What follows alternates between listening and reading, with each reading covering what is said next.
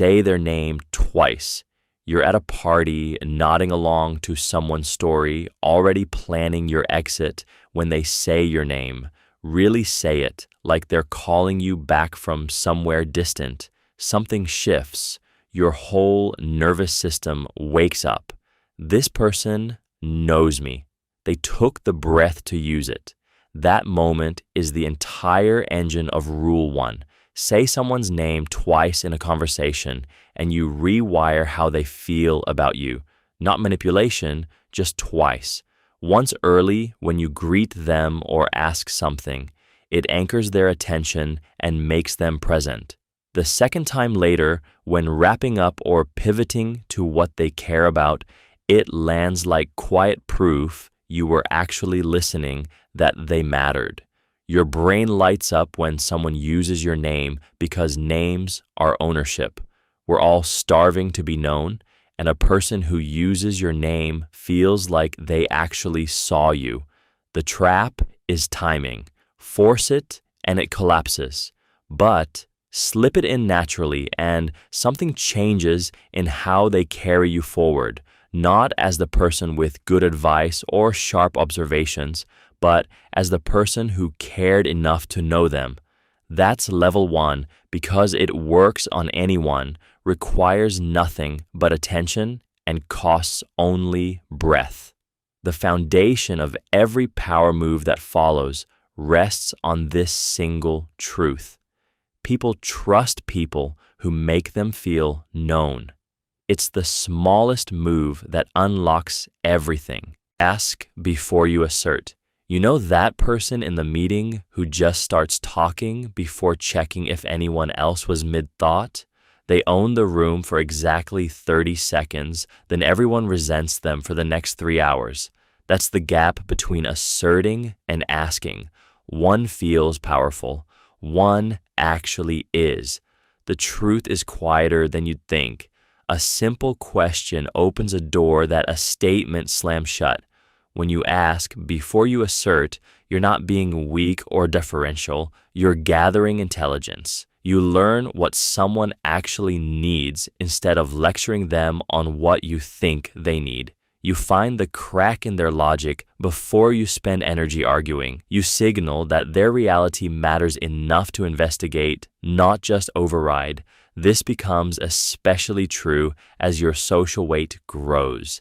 When you have status, money, or expertise, people stop correcting you. They nod, they agree, they let you keep being wrong in private, while the gap widens between what you think and what's actually happening. The dangerous part isn't that asserting feels good, it's that it works too well, too fast, until one day you're surrounded by people who tell you what you want to hear instead of what you need to know. The people closest to you start performing agreement instead of offering truth. The real isolation creeps in when no one dares to push back. Start small. Before your next strong opinion, ask one genuine question first, not rhetorical, not leading. Actual curiosity about what someone else sees that you might be missing. It sounds like nothing. It's the thing that keeps power from becoming invisible. Match energy before shifting it. You walk into a room where someone is frantic, agitated, still riding the wave of whatever just happened to them. You try to calm them down immediately with a soft voice and reason. It backfires. They feel unheard, like you're dismissing their fire instead of meeting them in it. This is the mistake most people make. They skip the matching step and jump straight to the shift. But here's what actually works. When someone arrives in a room with rage or panic or grief, your first job is not to fix it. It's to show them you see it, that you can hold their frequency for a moment without flinching. This doesn't mean you absorb their emotion or agree with their panic. It means you meet them at their intensity level first, mirroring their pace, their urgency, their tone. Yeah, that sounds like it hit hard. Not calm down, not here's the logical angle. Just a beat where you're synchronized. Once they feel matched, something unlocks. The nervous system recognizes you're not an outsider. You're not dismissing them. Only then does the shift become possible. You can slow them down, reframe, offer perspective, but it has to come after the match. This rule scales from a heated conversation with a friend all the way up to negotiation rooms and leadership. People give their best thinking, their openness, their trust to those who first prove they understand their current world. Match first, shift second. The order matters more than you think, and the higher the stakes, the more it costs you to skip it. Level 1 to 100 social power rules that get more dangerous as you go. You finish a thought. The other person doesn't immediately respond.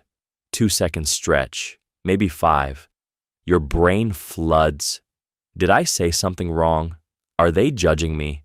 The silence feels like rejection, and it's so uncomfortable that most people rush to patch it. An apology, a joke, another explanation, anything to stop the quiet. That impulse to fill the gap is exactly what makes this rule work. When you can sit in silence after speaking, you hand control back to them. They have to decide what comes next. No rescue, no softening, no nervous energy trying to smooth things over. What happens in that void is revealing, and it shifts power toward whoever is most comfortable with discomfort. Early levels, this just means you seem confident. People trust someone who doesn't flinch when a room goes quiet. By level 50, silence becomes a tool. You say something bold, then you wait. They scramble to fill the void, and whatever spills out tends to be less considered, more reactive, easier to work with. By level 90, you're not just using silence anymore, you're weaponizing it. A pause in the right place can make someone question their own certainty, rewrite their story in real time, convince themselves you meant something you never said. The trap widens the higher you climb.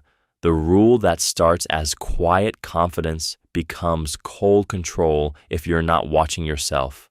Especially with people who matter, people who love you and deserve your words more than they deserve your tactics.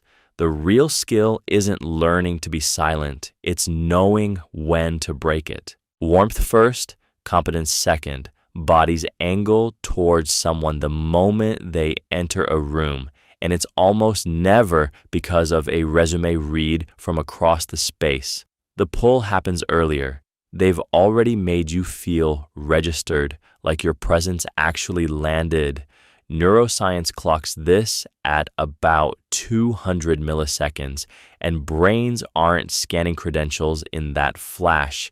They're catching whether you're being genuinely attended to. Only after that snap judgment lands does competence even get a chance to matter. A brilliant surgeon who treats you like a puzzle to solve loses to an adequate doctor who makes you feel human. And it's not even close. The mistake is thinking these currencies are equal or that smarts come first. They don't. Warmth is the entrance. Competence is what you get to demonstrate once you're through the door. Here's where it sharpens. This has nothing to do with actual kindness. A person with a warm smile and no real integrity can convince you to buy things that hurt you. A charismatic someone with zero actual skill can walk you straight into a bad decision because you already felt seen by them. The rule cuts both ways. Your move isn't to become more charming or to dismiss warmth as fake. It's simpler and harder. Start watching who makes you feel warm. Then ask yourself separately whether they're actually competent at what they claim. That gap between the feeling and the reality is where most regret sets up camp. Mirror posture at half speed. You're in a coffee shop and someone across from you leans back, crosses their arms. Without thinking, you do the same thing. Mirror neurons firing, bodies syncing up. It feels natural, like you're both in rhythm. Here's where most people stop and think they've got it. If mirroring works, more mirroring works better. Wrong. The trap is speed. When you mirror someone too fast, too exactly, they feel copied, mocked. Their lizard brain catches the theft, and suddenly you look like a manipulator, not a friend. Half speed changes everything. If they shift their weight, you wait 2 beats, then shift yours. They touch their face, you touch yours 30 seconds later. If they lean in, you lean in after the next sentence. What happens is genius. You're still syncing, still building rapport, but slow enough that it feels like coincidence instead of calculation. They don't feel tracked, they feel understood. The danger here is subtle but real. At half speed, mirroring becomes almost invisible. People sync with you and can't quite explain why they like you. They trust you faster than they should. They become easier to persuade, and that's where the line gets thin. The power isn't in how well they notice the mirror, it's in how well they don't. Use this to build genuine connection, absolutely. But know what you're doing. You're making someone's brain feel safe with you without them having full conscious awareness of how you did it. That's the real leverage. The question is whether you use it to understand them or to move them. Easy question before hard question. Your dentist asks how your week was before dropping the root canal news. Your mom asks what you're up to before mentioning she invited your ex to dinner. Watch closely. Humans run on momentum, and saying yes to something small greases the track for bigger asks down the line. This is the foot in the door technique, and it works because once you've committed to a frame, your brain locks in and doesn't want to contradict itself. So someone warms up the conversation with something harmless. Do you like good deals? Or ever wish you had more free time? And your mouth says yes before your guard even wakes up. Now you're primed. Now you're in the yes posture. When they pivot to the real ask, backing out suddenly feels like you're being inconsistent, and nobody wants that label. The dangerous version appears when someone runs this play on you over and over, and you never spot the pattern. A coworker who softballs every pitch, a romantic interest who asks what you believe in before tilting toward commitment, a salesperson who knows 5 small yeses already wrote the script for the 6th. The real trap isn't moral. It's that it works too well, and most people never even notice they've been guided somewhere. Start catching yourself mid-yes on these setup questions. Pause. Watch the trajectory of where this conversation wants to go. You don't owe friendliness your actual agreement. Sometimes the sharpest move is quiet. What's the real ask here? That one reset hands your brain back the choice. Praise the process publicly. Watch what happens in a meeting when you say, I noticed how hard you dug into that spreadsheet, didn't skip the messy parts, versus, you're so smart. The first one lands differently. It creates a moment where the person feels seen for their actual work, not just their talent. And here's what makes this dangerous. Once people taste that specific recognition, you can shape behavior without them ever realizing it's happening. A manager who praises process publicly isn't just being nice, they're conditioning the room. Everyone watches the person being praised and thinks that's the move that gets attention here. So suddenly, people are grinding on visible effort, taking harder problems, showing their struggle instead of hiding it. On the surface, beautiful. People grow, teams move faster, but the shadow side creeps in when you start weaponizing it. You praise one person's process in front of another who's been invisible, and you've just made belonging a tool of power. You highlight diligence in someone you want to control and carelessness in someone you're building a case against. The process itself becomes a currency of favor. The really dangerous version is when you praise the process of someone who agrees with you, and suddenly the quiet message ripples through the room. Agreement gets visibility, hard work gets recognition. Disagreement? Well, nobody's praising your process. So at level 8, this rule still feels wholesome. But keep climbing and you'll see it for what it is. You're learning how to make people want what you want them to want, and they'll thank you for it. The machinery stays hidden. The 2-second eye contact rule. Stare at someone for 1 second and they barely register you're looking. Stare for 3 seconds and something shifts. They feel watched, dominance creeps in. 2 seconds held with a soft finish, though, that's the hinge where attention feels genuine without tipping into power play. It's the Goldilocks of human connection, and the moment you feel it land, you start to see how much of what we call presence rides on something this architectural, this small. What's moving beneath that window is recognition. 2 seconds tells someone you're genuinely there, that they're worth your stillness. It's not the bark of a stare down or the flinch of avoidance. It's an offer to be in the same room, in a negotiation, an interview, a conversation that matters. That rhythm of look, hold, soften creates a micro connection before language even starts. People feel chosen without feeling pinned.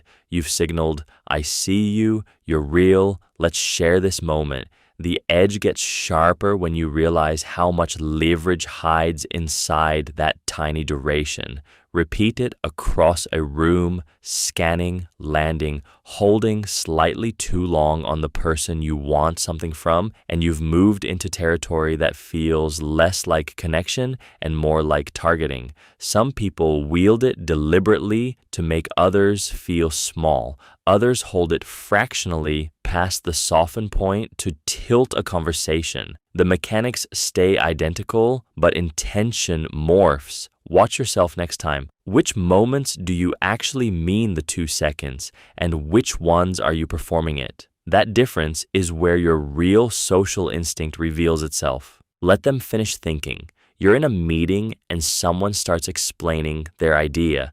Halfway through, you already know where it's going, or at least you think you do. Your mouth opens, you interrupt, you help them finish the sentence. They nod, smile politely, and something inside them closes. What just happened is you showed them their thoughts aren't worth the full length they deserve. At level 1, interrupting just feels rude. But here's where the power lives. When you deliberately let someone finish, even if you're burning to speak, you give them something rare. You give them completion. You give them the dignity of being heard all the way through to their own conclusion, not yours. People remember that. They feel it. They trust you more because you didn't steal their airtime or grab the narrative. The dangerous part starts when you realize how much control this gives you. Someone who feels truly listened to becomes more open, more honest, more willing to be vulnerable with you. They start revealing things they wouldn't normally say because you've created a space where their full thought matters. You're not just being polite anymore. You're building psychological leverage, trust, compliance. The real skill is knowing when you're doing it to be kind and when you're doing it to get something. Most people never learn the difference. The gap between genuine listening and tactical listening is invisible to everyone but you. So the next time someone's mid-thought and you feel that urge to jump in, pause. Let them land their idea. Watch what happens to how they see you. Occupy space without spreading. Walk into any room and you'll spot the difference immediately. Someone is just there, quiet and still, and somehow they take up more air than anyone moving or talking. Then there's the other kind. Constant motion, constant noise, filling every gap, and you forget they showed up at all. One occupied the space, the other scattered themselves thin trying to fill it. The difference is containment. Real social power knows the difference between presence and noise. You don't broadcast yourself across the room. Your attention gathers instead of spreads. When you speak, it lands because you weren't speaking before. When you take a position, people lean in because they know they're not hearing variations on the same thought for 5 minutes. Harder than it sounds because our brains link visibility to power. More talking, more gestures, more opinions should make you bigger, right? Wrong. The people who actually move things are still and heavy at once. They don't apologize for existing. They also don't try to convince the room they exist. You can feel the gap in a conversation. One person proving they belong, the other simply does. That gap is where all real authority lives, so stop spreading yourself thin across every moment. Pull everything inward. Let the room come to you instead of you chasing the room. The authority you're looking for isn't in the noise. Slow speech signals status. There's a moment in every meeting where someone rushes through their words and the room's eyes glaze over, and then there's the person who pauses between thoughts, who lets silence sit like it belongs there, and suddenly everyone's leaning forward. Speed reads like panic. Slowness reads like certainty, like they're not afraid of the empty space around their words, which your brain interprets as power. A CEO can ramble all day and people nod along. A junior employee does the same thing and they're already forgotten. A therapist takes 3 full seconds before answering a question, and that pause feels almost sacred. Slowness works because it forces you to keep listening. You're waiting for the next word, and waiting is its own kind of attention, and attention is a form of surrender. But here's where it gets sharp. Slow speech doesn't require intelligence, insight, or even anything worth saying. It only requires comfort with silence, and comfort with silence only requires you to sit with discomfort longer than the people around you. Someone who can pause while you scramble to fill it wins. They can take 5 seconds thinking when you'd apologize in 1. This is why hostage negotiators are trained in it, why con artists weaponize it, why powerful people sound half bored when they speak. The mechanics are almost too simple to believe. If you want to feel steadier in your next conversation, slow down on purpose, not dramatically, just a beat slower than feels natural. Pause before you answer. Let the silence breathe. Then watch what shifts when you stop racing to prove you belong in the room. Correct with curiosity. Watch someone say something wrong in a meeting, factually, provably wrong, and feel that itch to prove them wrong fast and clean. Don't. That move wins the argument and loses the person. Here's what shifts when you lean into genuine curiosity instead. You ask a question that makes them defend their claim, and somewhere in that defense, they often find the gap themselves. No shame, no public victory, no wall built between you. The person feels like they figured it out, not like you caught them slipping. This isn't about being nice. It's about how social systems actually work. When you correct someone publicly or sharply, their brain moves into threat mode. They become an adversary, not a collaborator. They start protecting the belief instead of examining it, and suddenly the conversation is no longer about what's true, but about who won. But when you ask genuinely curious questions, help me understand how you got there, or what's the data you're working from? You give them a way to think alongside you instead of against you. They can save face, they can keep their dignity intact, and critically, they can actually hear you without their defenses slamming shut. The person who corrects with curiosity becomes someone others trust to speak truth to, not someone they fear. Over time, That distinction compounds into real social power because people will tell you things they'd never tell the sharp corrector. They'll ask your opinion. They'll change their mind not because you forced them, but because you made the space safe enough to shift. That's the quiet leverage at level 13, and it only grows sharper the higher you climb. Compliment the choice, not the trait. You walk into a meeting and someone says, "You're so smart." It lands flat, almost hollow, doesn't it? But if they'd said, "The way you connected those 3 data points nobody else caught, sharp move," you'd feel seen, held, real. That's the difference between praising what someone is and praising what someone actually chose to do in a room full of noise and distraction. One pins them to a fixed identity they have to defend forever, perform forever, protect forever. The other rewards the precise behavior you want to see more of, the actual move. Here's where the real power lives. Complementing traits like intelligence or beauty creates a surface reward that often triggers quiet anxiety in the receiver. They start calculating how to maintain that image, how to never slip. If they stumble once, the whole praise feels like a lie, and so do they.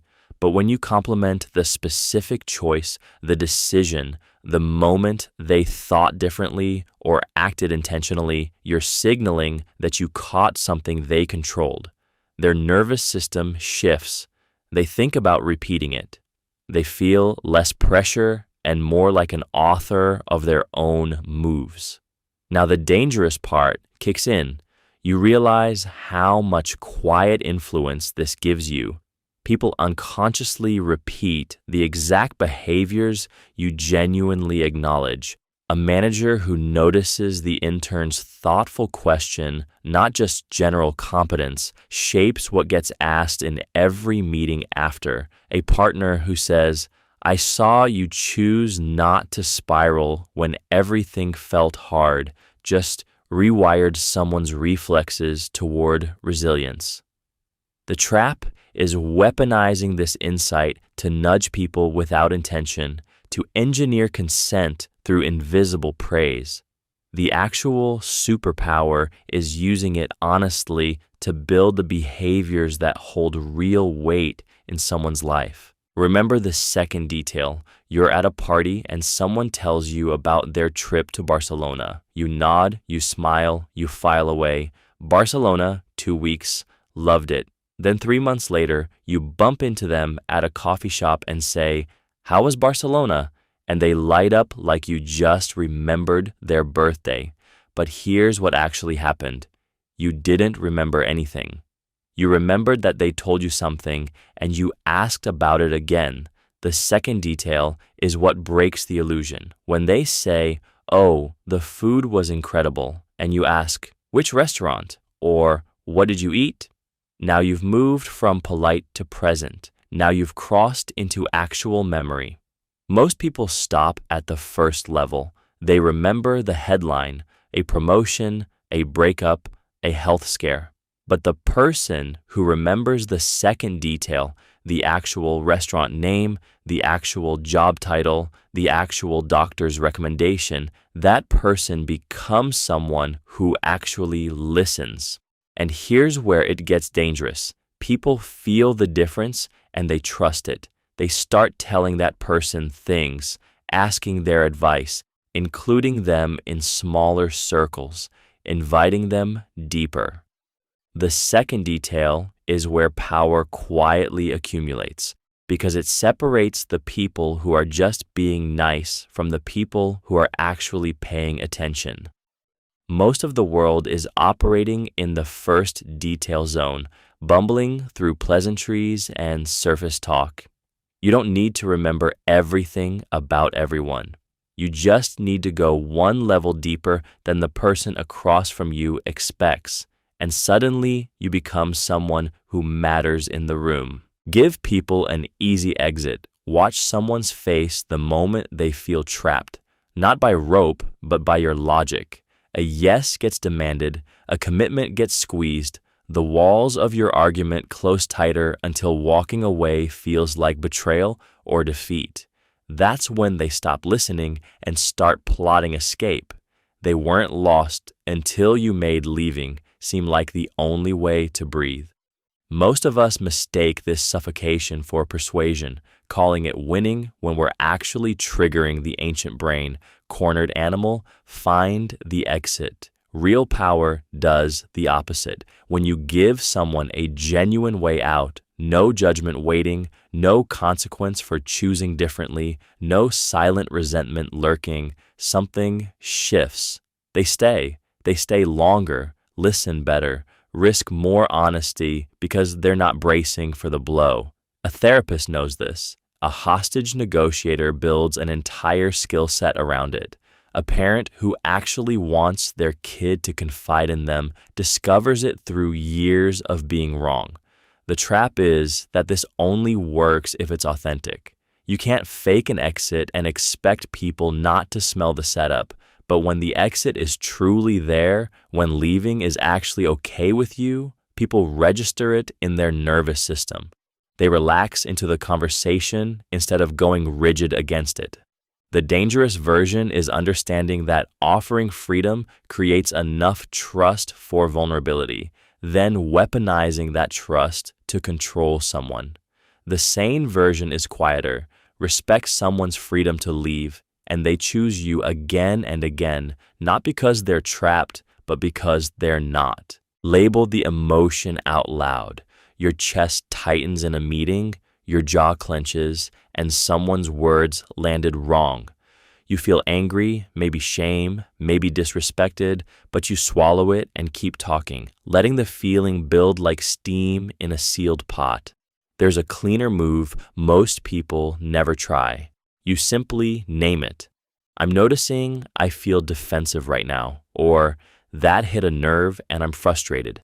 Not as an accusation, just as a fact about your own inner state. When you label an emotion out loud, your nervous system downregulates. The amygdala gets less noisy when language tags the feeling, and you move from pure reaction into something closer to choice. You signal the room that you're not hijacked. You're still thinking. That's disarming. You give the other person something real to work with instead of forcing them to decode your silence or tone. The dangerous part kicks in when you get good at this. Naming emotion is power. It lets you stay clear-headed when most people would blow up or shut down, and people notice. They notice you don't get rattled. They notice you can feel something and speak anyway. They start trusting you with harder conversations, bigger stakes, more of themselves. And that's the moment you have to decide what you're actually building. Use this skill toward clarity and connection, not control. That's the line worth protecting. The one that separates someone people genuinely open up to from someone people just fear. Use their exact words back. Watch someone say something vague or emotionally loaded, then repeat it back word for word, exact phrasing, same tone, and feel the air shift. They pause, squirm a little. Either they double down hard or they soften, suddenly hearing how their own words actually landed. There is no debate tactic here, no therapeutic move hidden underneath. You are simply holding up a mirror in real time, and mirrors have a way of making people honest when argument cannot. Your boss says, "We need to move faster," and you say back, "Move faster." Nothing added, nothing softened, and now they have to get specific. Do they mean fewer meetings, more staff, better deadlines? The vague complaint becomes solvable the moment it becomes precise. But this is where the tool turns dangerous. The same mirror works in negotiation, conflict, and emotional manipulation. Repeat someone's demand unchanged, and they either justify it, handing you negotiating leverage, or backpedal, handing you control. A partner says, "You never listen," and you echo, "I never listen." They either name what they actually mean or feel the weight of their own hyperbole and absolutes. The real risk is not the technique, but your intention behind it. A mirror can reveal truth, or it can be a trap dressed as clarity, a way to make someone feel stupid for speaking. The difference lives in whether you are genuinely trying to understand or trying to win. Repeat with real curiosity and you build connection. Repeat as set up for mockery and you poison whatever trust was there.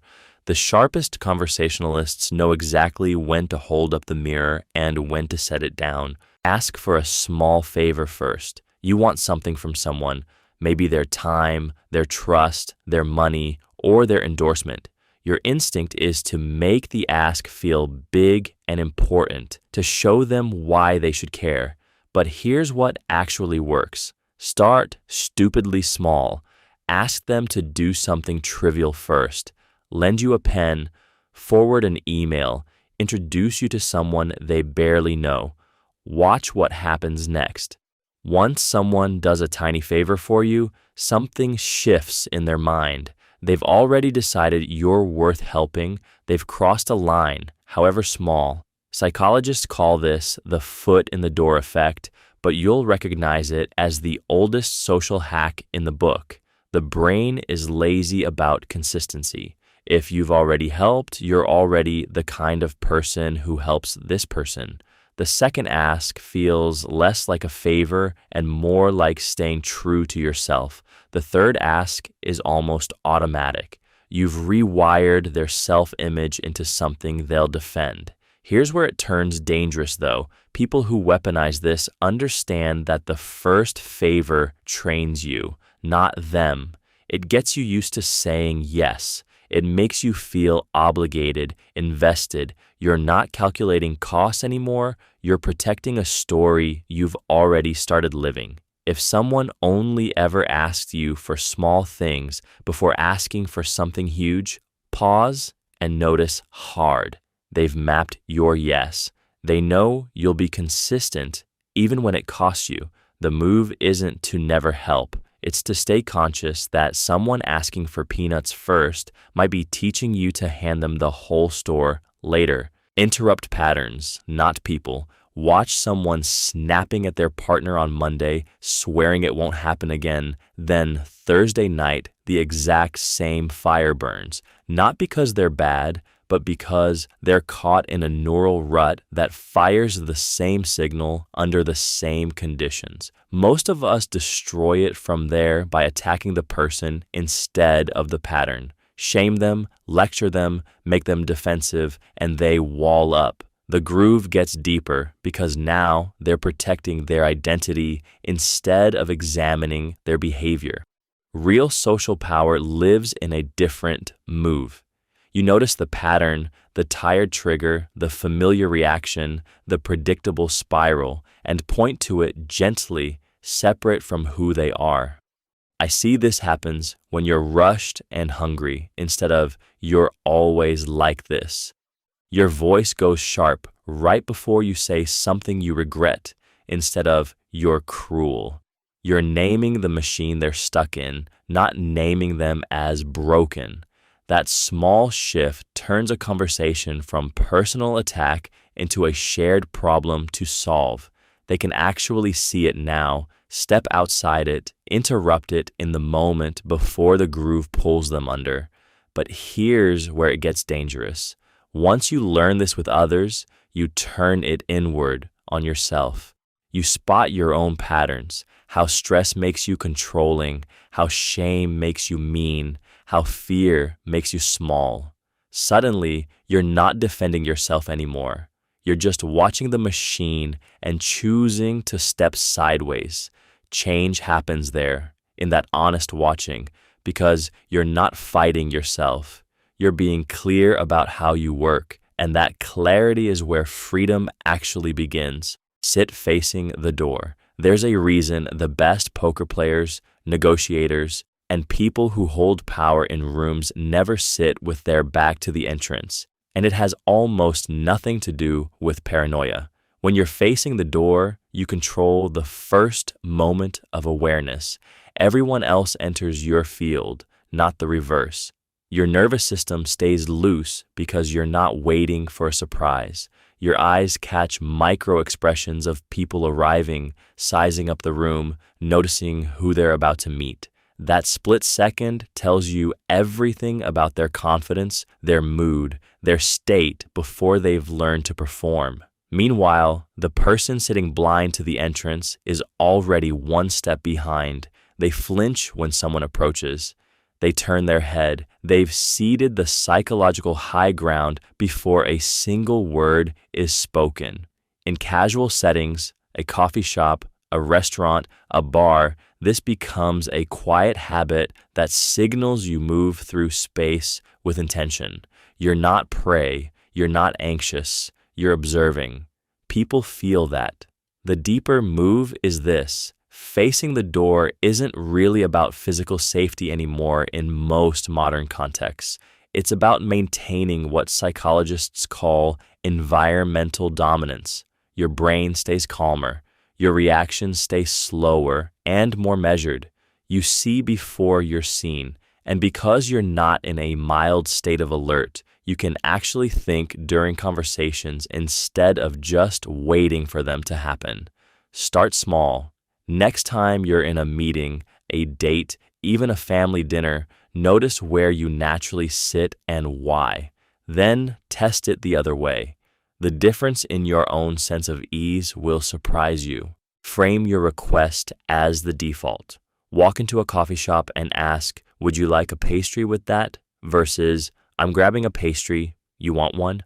The second one works harder because it assumes you're already going. The answer becomes yes or no to joining something already in motion, not yes or no to a new request. This is framing as default, and it moves mountains in conversation because humans are cognitively lazy. They tend toward what feels like the path of least resistance. The real game starts when you stop asking permission and start narrating inevitability. "We should grab dinner" feels like a proposal. "I'm thinking Thursday at that place on 5th. You free?" feels like a calendar update. One invites rejection, the other invites coordination. You see this in sales calls. Instead of, "Would you be interested in scheduling a demo?" It's, "I've got 2 slots next week, Tuesday at 2 or Thursday at 4. The demo is already happening. You're just confirming which slot. Your brain doesn't fight that the same way. But here's where the shadow deepens. Whoever controls the default controls behavior. A boss frames a task as already assigned. A partner positions their preference as the obvious choice. A company makes opting out 3 clicks harder than staying in. A government agency quietly shifts the enrollment form so most people never find the exit. They're all using the same mechanism, the default as the path of least resistance. The people who master this seem charismatic and natural. The ones who abuse it seem manipulative. What changes is only intent and scale, not the actual power beneath. Anchor before you negotiate. You walk into a salary negotiation with a number in mind. Your target, solid research, fair market rate. Then they throw out a number first, lower than yours, and suddenly your anchor shifts. That first number becomes the gravity well. Everything you say after orbits around it, even when you consciously know better. This is anchoring, and it is not a bug in human thinking. It is a feature people weaponize constantly. Whoever puts a number on the table first typically wins. Not always dramatically, but enough to matter across a lifetime of conversations. A study of real estate agents found that even when they knew a number was set randomly, it still influenced their valuations. Your brain does not treat anchors as suggestions. It treats them as evidence. The dangerous version is that people with power know this cold. A venture capitalist anchors low and watches founders justify why they deserve more. A recruiter anchors at the bottom of a range and lets you negotiate yourself into their acceptable territory, feeling like you won. A landlord anchors high, knowing you will split the difference and feel relief. What shifts at level 23 is that you are no longer just defending against anchors. You are learning to deploy them strategically. If you go second, you respond with confidence to an anchor you saw coming and reset the frame. If you go first, you own the entire conversation from the start. The trap is thinking this is just negotiation. It works in arguments, in setting expectations about who you are, in what people believe you deserve. Plant your flag before they plant theirs. Ask questions that presuppose yes. You've probably noticed how different these feel. Do you want to grab coffee? Versus, when should we grab coffee? The first one gives your brain an exit. The second one doesn't, because it already assumes you're going. That assumption is the whole move, and it's subtle enough that most people don't catch it until they're already saying yes to something they didn't consciously choose. At level 1, this is harmless. A friend asking which weekend works for you instead of do you even want to hang out? It saves time and builds momentum. But as you climb, the danger becomes obvious.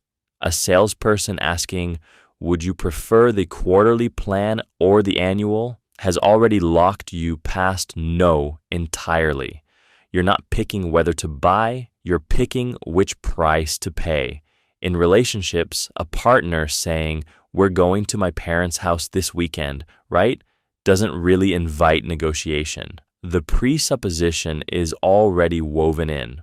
What makes this dangerous is that it works because our brains are lazy. We answer the surface question while the presupposition slips past like luggage on a conveyor belt.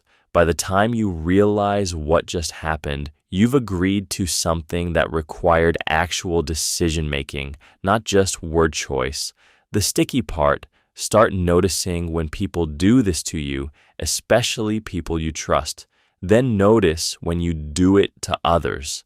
That awareness itself shifts how you use it and whether you even want to respect it when someone uses it on you.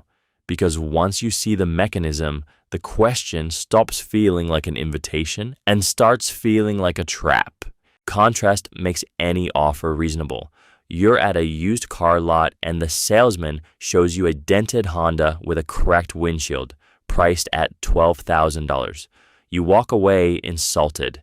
Then he circles back with a nearly identical car, same year, same miles, but this one's $8,500. Suddenly, it feels like a steal. Nothing about the second car changed. What shifted is the anchor, the contrast, the frame. The first offer rewired what reasonable means. This is why stores show you the crossed out original price. Why therapists sometimes quote their full rate before mentioning a discount. Why a bad first offer can make a mediocre second one feel generous. The human brain doesn't evaluate things in isolation.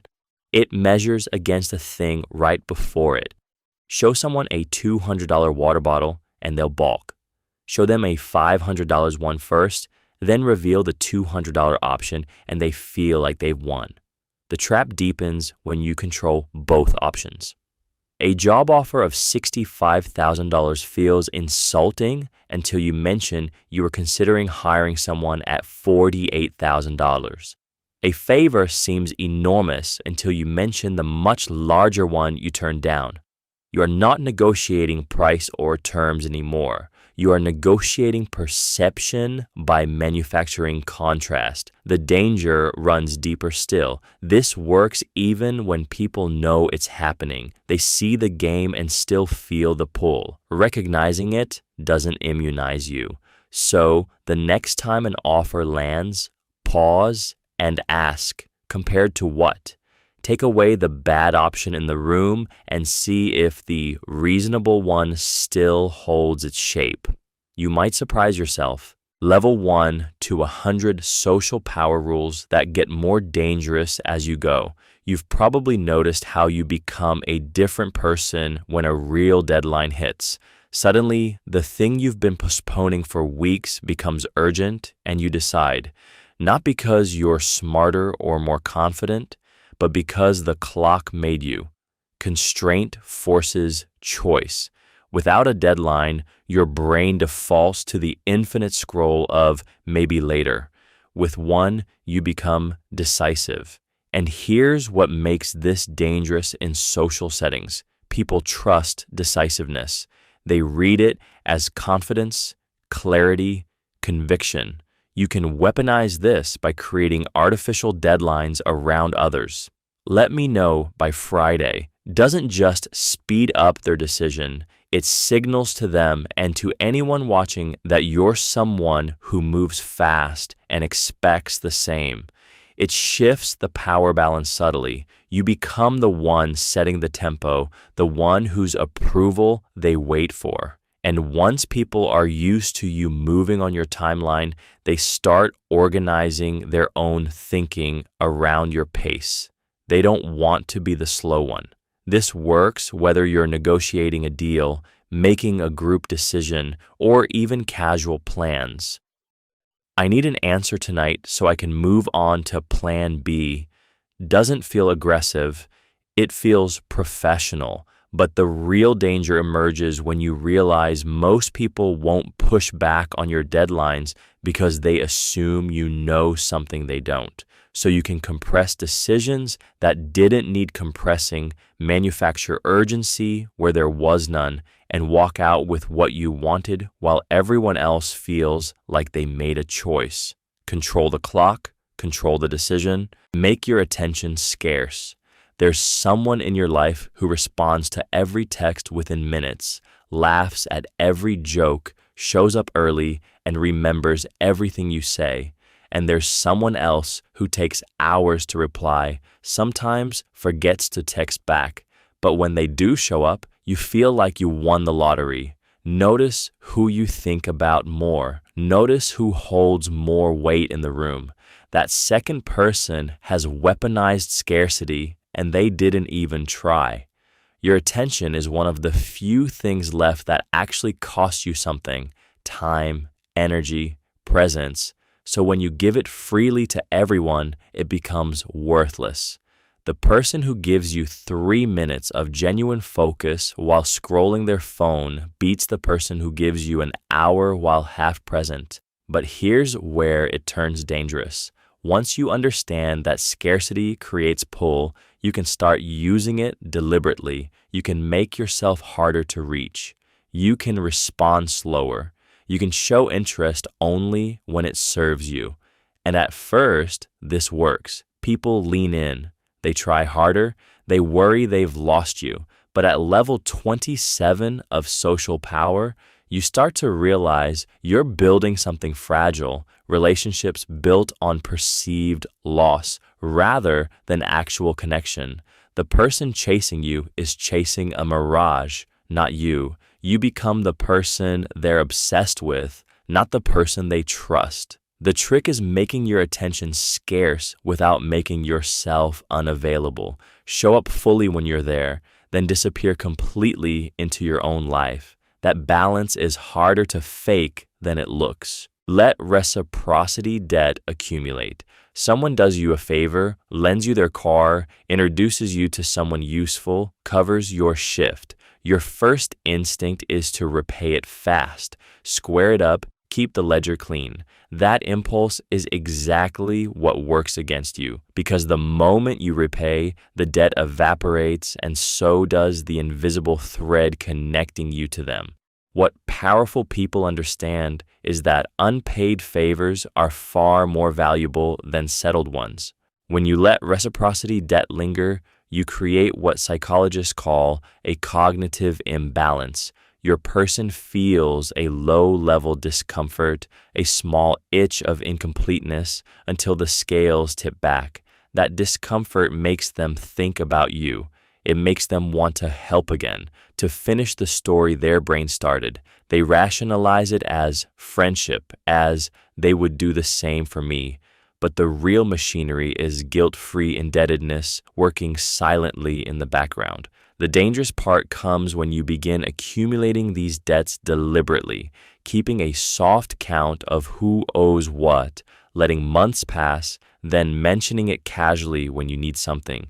By then, the person has already woven it into their identity. They have assigned themselves a role as someone who helps you, and they will move mountains to keep that story intact. This is not crude manipulation. It is understanding that human connection runs on invisible ledgers most people never acknowledge, never discuss, and never want to break. Let the debt sit. Let them feel it working. That is where real leverage lives. Chunk requests into micro yeses. Your gut says no the moment someone asks you to reshape your whole weekend.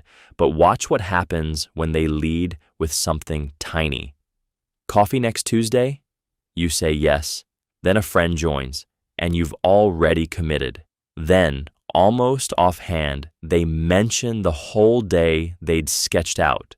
By then, you've stacked enough small yeses that backing out feels like betraying yourself.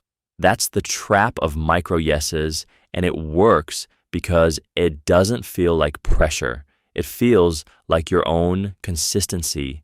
Each little agreement rewires what seems possible. Your brain stops computing the original ask as a loss and starts computing it as just the next natural step you're already taking. The real danger isn't that people know this technique. Salespeople, negotiators, and worse all teach it openly. It's how it hides inside your own sense of integrity. You don't feel managed, you feel coherent. Your own commitment to being reliable becomes the mechanism that locks you in. Abusers layer it this way, which is why slow control can feel less violent than sudden coercion.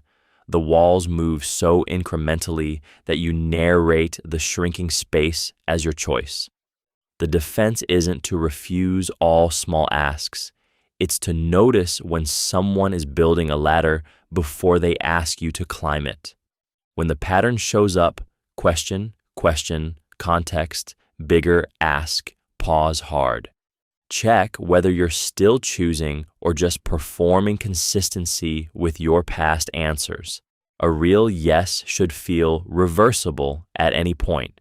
If no feels impossible by the time the big ask lands, the micro yeses have already locked the door behind you. Foot in the door escalation. You agree to cover one shift for a coworker. Easy ask, small ask, no real cost to you. 3 weeks later, you're covering half their schedule and they're asking if you'd mentor them too. They didn't jump straight to manage my entire work life. They started small, got your yes, and then used that momentum. That's foot in the door escalation, and it works because your brain abhors inconsistency. Once you've said yes to something, you want to stay true to that version of yourself. You're someone who helps. You're someone who shows up. So the next ask doesn't feel like a boundary violation. It feels like being the person you've already shown yourself to be. The person asking isn't forcing you. They're inviting you deeper into a role you named yourself. The danger scales fast. A boss asks you to skip lunch once, and suddenly unpaid work during breaks feels normal. A romantic partner asks you to cancel plans with friends once, and 6 months later, you've lost those friendships and can't remember what your own preferences even are. The requests compound because they're always reasonable in isolation, always tied to an identity you've already claimed.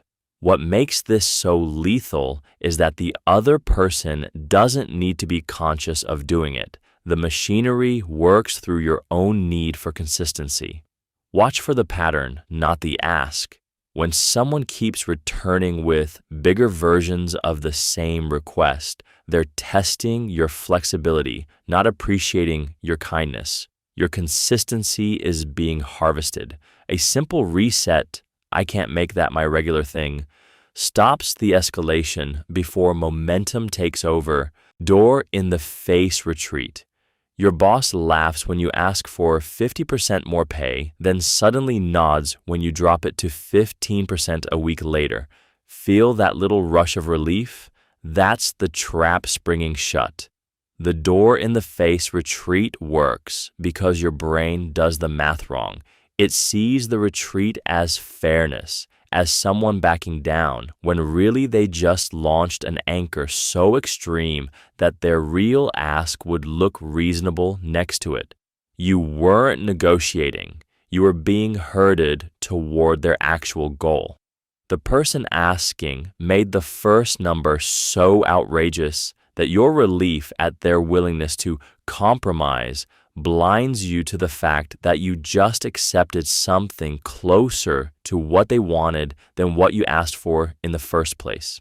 Scale it up and the pattern becomes sharper. A car salesman quotes triple the real price, then comes down to the exact figure he calculated.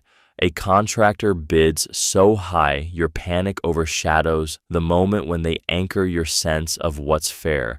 A partner asks you to move in next month. You recoil. They settle for 5 nights a week together, which was always the goal.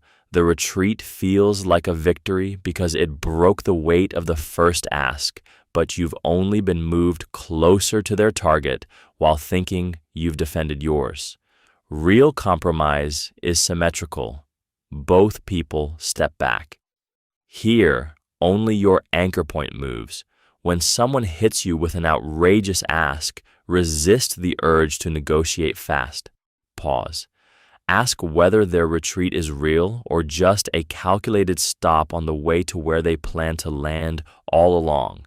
That tiny hesitation is your only defense. Social proof from similar others. You walk into a coffee shop and see 3 people at a table laughing at the same corner seat. You sit there too, even though you've never tasted their coffee. That's social proof, but here's what makes it dangerous at level 32. It only works if the person doing the proving looks like you. A millionaire's investment choice doesn't move you, but your neighbors, that lands. A stranger's gym routine gets scrolled past. Your coworkers, you're in the parking lot researching memberships. This is the hidden physics of how behavior spreads and why it's more powerful than celebrity endorsement or expert opinion. Your brain treats similarity as a shortcut to trust. Same age, same job, same neighborhood, same weight. The closer the match, the more permission you give their choices to become your choices. Marketing knows this cold. That's why influencers who look like their audience outsell famous actors. That's why weight loss testimonials work best from people with your body type, not supermodels. The trap tightens because similar people are also your actual peer group. The ones you bump into at the grocery store, the ones whose lives you can actually check against reality. So when they validate something, it feels like evidence, not marketing. Your guard doesn't just drop, it dissolves. The next time you see yourself copying a choice because someone like you made it, pause and ask, am I doing this because I've thought it through or because the similarity made me trust without checking? That one question can save you from decisions that look normal because normal people are making them. Nod to induce agreement. Watch someone's body for a second and you'll notice something strange. When you nod while you're talking, they nod back. It's automatic. Their mirror neurons fire, their neck muscles follow, and suddenly their brain has just sent itself a signal that says, yes, I agree. That's not metaphor, it's neuroscience. Your head movement literally nudges their body into a position of assent, and their own nervous system interprets that as internal agreement. Politicians know this. Salespeople live by it. A good negotiator will nod while laying out their case, watching the other person's head bob along like a puppet on a string. Here's where it gets sneaky. Once someone's body is nodding, their mind scrambles to catch up.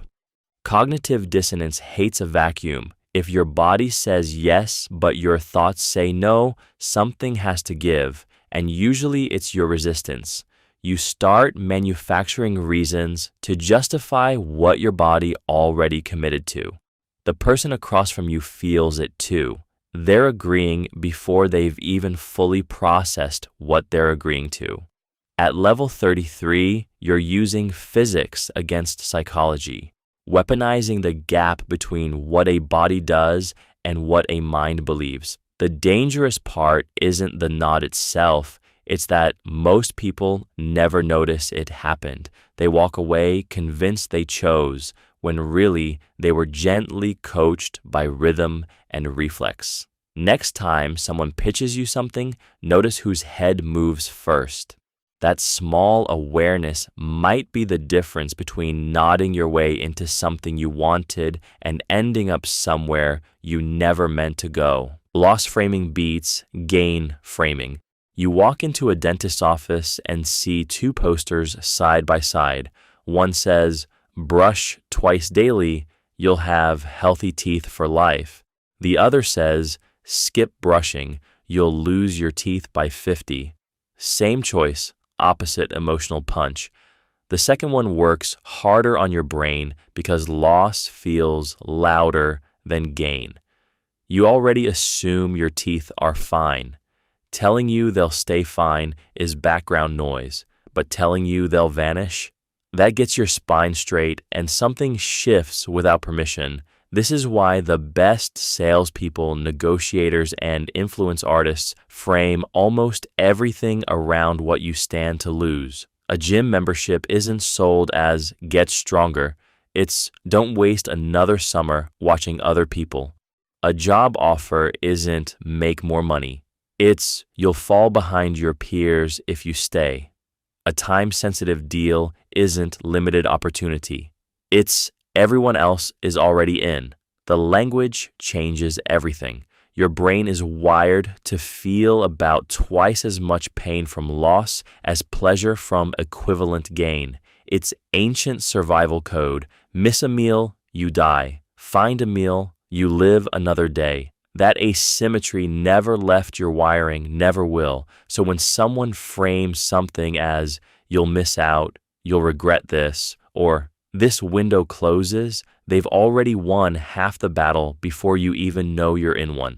The creepiest part, it works on you even when you know how it works.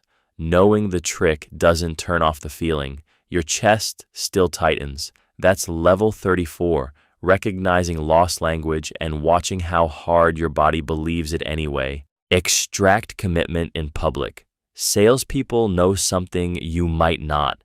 They demo in front of a room, not alone, because your brain locks differently when others are watching. You felt it. Agree to something with an audience, and it stops being a promise to them. It becomes a fact about who you are. Walk someone through a small commitment in front of their friends or colleagues, and you've handed them a reason to follow through that has nothing to do with you. It's pure self-image protection. The person who backs out looks weak or dishonest to the people who matter, so they keep the promise to protect themselves. That's why managers volunteer people in team meetings instead of asking privately, why activists get you to sign on a public form, why influencers film themselves asking followers to commit out loud. The commitment sticks because now it's witnessed. Now it's part of the story they tell about themselves. Here's the subtle part. Most people don't realize they're more bound by public commitment, so they think they're choosing freely while you're quietly using their own social survival against them. The moment someone says it aloud in front of witnesses, the game shifts. They're no longer deciding whether to do it. They're deciding whether to become the kind of person who breaks promises. That's a much heavier lift, and most people fold under that weight. Use this and you move conversations from the private sphere, where backing out is easy, into the social sphere, where it costs them something real. It's soft, it's quiet, it works, and it works harder the less aware they are of the move you've just made. Delay reciprocity to deepen it. You help someone move. They immediately offer to buy you lunch. It feels clean, doesn't it? Transaction done, but now watch what happens if you let it sit. You mention offhand 2 weeks later that you're stressed about a work deadline. Suddenly, they're checking in daily, offering to listen, showing up in ways that matter. The delay created obligation, yes, but more importantly, it created relationship. When you cash in a favor too fast, you break the circuit.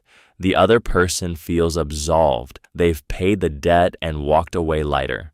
But when you sit with what someone did for you, when you let gratitude marinate instead of converting it immediately, something shifts in how they see themselves with you. They start thinking about you differently. They wonder if you're okay. They feel less like they owe you and more like they're choosing to show up. This is why the most dangerous people in rooms rarely ask for things directly. They help. They wait. They let you feel the weight of their kindness until you're volunteering your time, your information, your loyalty before they even hint at what they want. The delay also gives you the data you need. If someone forgets what they did for you entirely, you know they weren't serious about the connection. But if they bring it up themselves, unprompted, that's your signal they've internalized it as part of who they are to you. Patience here isn't weakness. It's the difference between a transaction that ends and a chain that holds. One is forgettable. The other becomes identity, the unfinished story hook.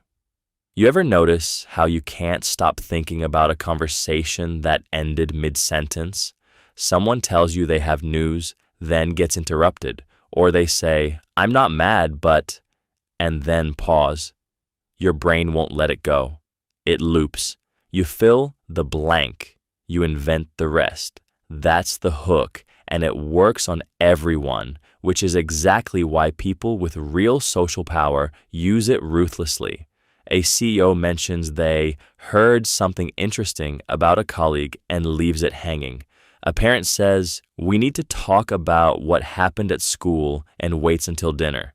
A romantic interest texts, "We should probably discuss us," and goes silent for hours. Your mind doesn't sit in uncertainty well. It's actually painful, neurologically speaking, so you lean in. You become obsessed with the missing piece. And here's where the danger lives. You're now emotionally invested in a story that doesn't exist yet. The person who withholds the ending owns your attention completely. They can shape how you feel before they even speak. They can make you defensive, hopeful, terrified, or desperate, depending on how long they hold the pause. It's hypnotic manipulation dressed as normal conversation. The really sticky part is that once you see it, you'll spot it everywhere. Therapists, negotiators, parents, partners, all using that invisible thread to keep you leaning forward and craving resolution.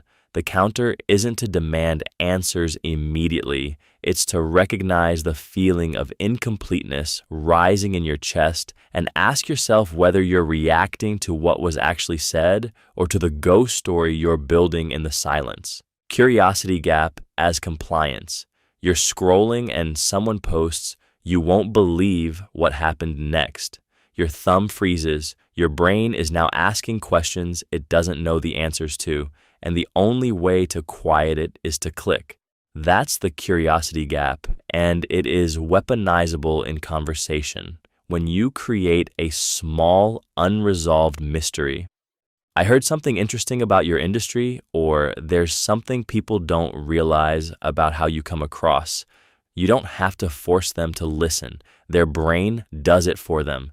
They become compliant not because they agree with you, but because the gap won't close until they stay engaged. The danger scales quietly. A salesman uses it to keep you on the call. A manipulator uses it to extract secrets. A cult leader uses it to keep members loyal through perpetual half answers. The gap works best when it feels personal to them. The sense that they're missing something others know, that the answer concerns them specifically.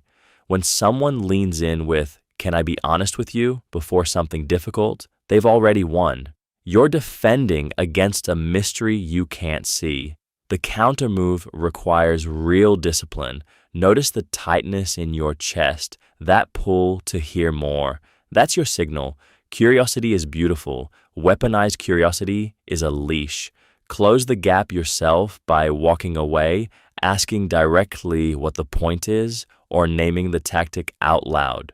Your attention is the most valuable thing you own, and it deserves ruthless protection against the people who know how to hunt it. Consistency traps set gently. You say yes to a small favor, grab coffee, listen to a pitch, attend one meeting, and somewhere inside your mind, a tiny door closes, not because anyone forced it, because you did. Your brain hates feeling like a hypocrite, so once you've agreed to something small and public, you're more likely to agree to the bigger ask that follows. Magicians call this the foot in the door. Recruiters call it qualification. Wise people call it a trap set by yourself. The danger isn't the first yes, it's that each yes rewrites how you see yourself. After the coffee meeting, you're someone interested in that thing. After the second conversation, you're someone involved. By the third, you're someone committed. And now the person asking doesn't even have to convince you anymore. They just remind you who you've already decided to be. You'll do the work for them. The cruelest part is that nobody's manipulating you on purpose. A good recruiter, a good friend, a good salesperson, they genuinely enjoy your company. They don't need tricks. They just know that humans are consistency machines. We move in straight lines once we've started. We defend our choices instead of reversing them. We become the character we played even when we were just testing the role. The real escape hatch is small but honest. Pause before the first yes. Not to be paranoid, but to be clear about whether you actually want to walk through that door, because once it closes, the path tends to keep going forward, whether you're still sure or not. Play confused to extract detail. Watch what happens when you tilt your head slightly and say, "Wait, I didn't quite follow. Walk me through that part again." 9 times out of 10, the person you're talking to will fill the silence. They'll add layers they didn't mention before. They'll get more specific, more honest, more revealing. Confusion is a permission slip that lets people overshare. The mechanism is simple. When someone thinks you genuinely don't understand, their guard drops. They move from performance mode into explanation mode. And explanation mode is where the real material lives. The details they edited out the first time, the hesitations they smooth over normally, the things they're actually unsure about themselves. You're not challenging them. You're not questioning their credibility. You're just a bit lost, and they want to help. Here's where it gets darker. This works even when you're not confused at all. You heard them perfectly. You understood the implication perfectly, but by asking them to repeat or clarify, you've created a small power imbalance. They think you need them to be clearer, so they try harder. They lean in. They become more invested in being understood by you. And in that investment, they reveal inconsistencies, doubts, contradictions they might have buried on the first telling. The danger isn't in the asking, it's in what you do with what you get. Used lightly, strategic confusion builds rapport and deepens conversations. Used repeatedly or mechanically, it becomes manipulation. It signals that you're mining for information rather than connecting. The line between curious and calculated is thin, and it lives in your intention. Know which side you're on. Strategic incompetence as delegation. Watch someone in your orbit who somehow never gets asked to do the thing they hate. Not because they're protected, because they're bad at it. You ask them to organize the filing system and it's chaos. You ask them to run the meeting and it derails. After 2 times, you stop asking. They've won without lifting a finger. Strategic incompetence is the art of being so reliably useless at something that people absorb the task as their own responsibility. It's delegation in reverse, and what makes it lethal isn't the laziness. Plenty of people are lazy and nothing sticks. What makes it work is how plausible it feels. They're not refusing, they're trying. They just keep getting it wrong. Maybe they're scattered, maybe they lack the touch, and you, the person asking, start taking the work because it's faster than managing the failure. Over years, entire responsibilities migrate toward people who never asked for them and away from people who quietly sabotaged their own capacity. A manager realizes they're doing 5 jobs. A partner handles all the planning. A colleague becomes the only person who can really do it right.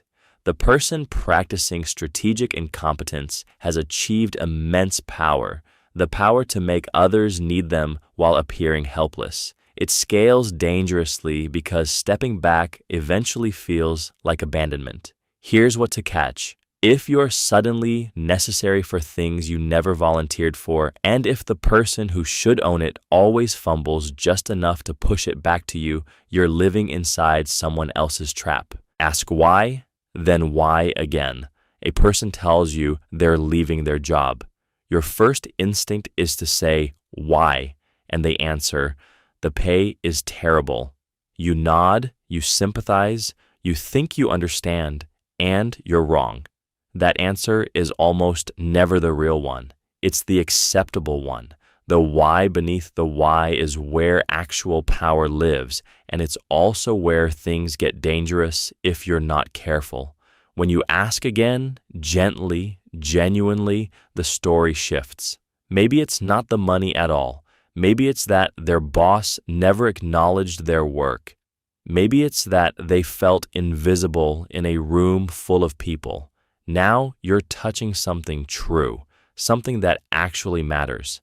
In everyday life, this second why gives you genuine insight into what someone needs, what frightens them, what moves them at 3 in the morning. You become the person who truly listens, and people gravitate toward that like heat. But here's where it turns. That same skill, weaponized, becomes something else entirely. Ask the second why with a hidden agenda to find a pressure point, to uncover something you can use later, and you've crossed into darker territory. You're not listening to understand anymore. You're mining for ammunition. The person senses it eventually, even if they can't name it. Trust corrodes like metal left in salt water. The relationship becomes transactional in a way that feels off, and they pull back without knowing why. So the real power move isn't just asking why twice. It's asking why twice and genuinely caring about the answer. That integrity is what separates connection from extraction, insight from exploitation. Without it, you're just collecting secrets. Name the objection before they do.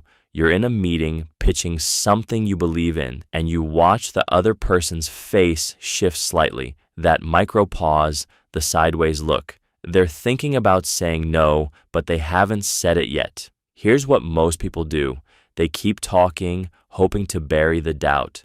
Here's what actually works. You pause and say it first. I know this costs more than you expected, or I get that the timeline feels tight, or you're probably wondering if this actually scales. The moment you name the objection floating in their head, something shifts. They stop bracing for an attack and start listening. You've just told them you're not trying to trick them. You already see the thing they see. This flips the power dynamic without them even realizing it. They feel seen, not cornered. And here's where it gets dangerous. Once you get good at naming doubts, you realize you can surface objections that aren't even conscious yet. You can plant a flag in territory they haven't fully explored, making them aware of a fear they didn't know they carried. A recruiter saying most people worry they'll lose their current network if they switch firms isn't just responding, they're leading your thinking. You're now following their map instead of trusting your own compass. That's when the skill becomes something sharper. The warmth of seeing someone's unstated need is real and useful. But the moment you use it to manipulate rather than clarify, you've crossed into something colder. The best practitioners never tell which side of that line they're on, and that's exactly what makes them effective. Concede small to win large. You've seen it happen. Someone loses an argument they were actually winning because they couldn't let go of, whether it was Tuesday or Wednesday. They're right about the core thing, completely right, but they'd rather be vindicated on every detail than move forward. So the other person hardens, matches their stubbornness, and suddenly the whole conversation is about who's more committed to being right. The actual point gets buried. Most people torch their social capital this way and never even notice. The counterintuitive move is to concede the smaller thing, audibly, without resentment, and hold the bigger thing. You're right, I was defensive about the timing. That's on me. Watch what happens. The other person's shoulders drop. They stop bracing because you're not forcing them to keep fighting to feel heard. Now they can actually listen. This works because reciprocity is written into us. You handed them something real, admission, a small loss of face, and their nervous system wants to hand something back. They'll hear you better, agree more readily, or move on the things that actually matter. The danger arrives when you feel how potent this is. You can use it to disarm criticism before it lands, lower someone's guard before asking for something big, or manufacture reasonableness while playing a longer game. Strategy and manipulation get very close at this level. The rule functions either way, but which direction you take, it shapes whether people trust you down the line or quietly start avoiding you. Offer 3 engineered options. When you hand someone 2 choices, you're giving them a fork. When you hand them 3, you're giving them the illusion of agency while steering them down a road you already picked. A restaurant does this constantly, and you've probably never noticed you're not actually free. Want the steak, the fish, or the chicken? All 3 are on the menu because the owner chose which 3 profits best. Your choice feels real because you got to pick. The illusion works because the boundaries feel invisible. Here's where it gets slippery. The 3 options trap works best when all 3 lead somewhere you wanted them to go.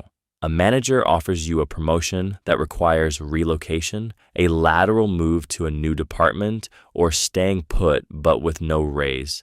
Pick any 3 and the manager gets what they want, your commitment to one path. A partner asks where you want to eat, suggests 3 restaurants they're fine with, and you walk out feeling like you chose.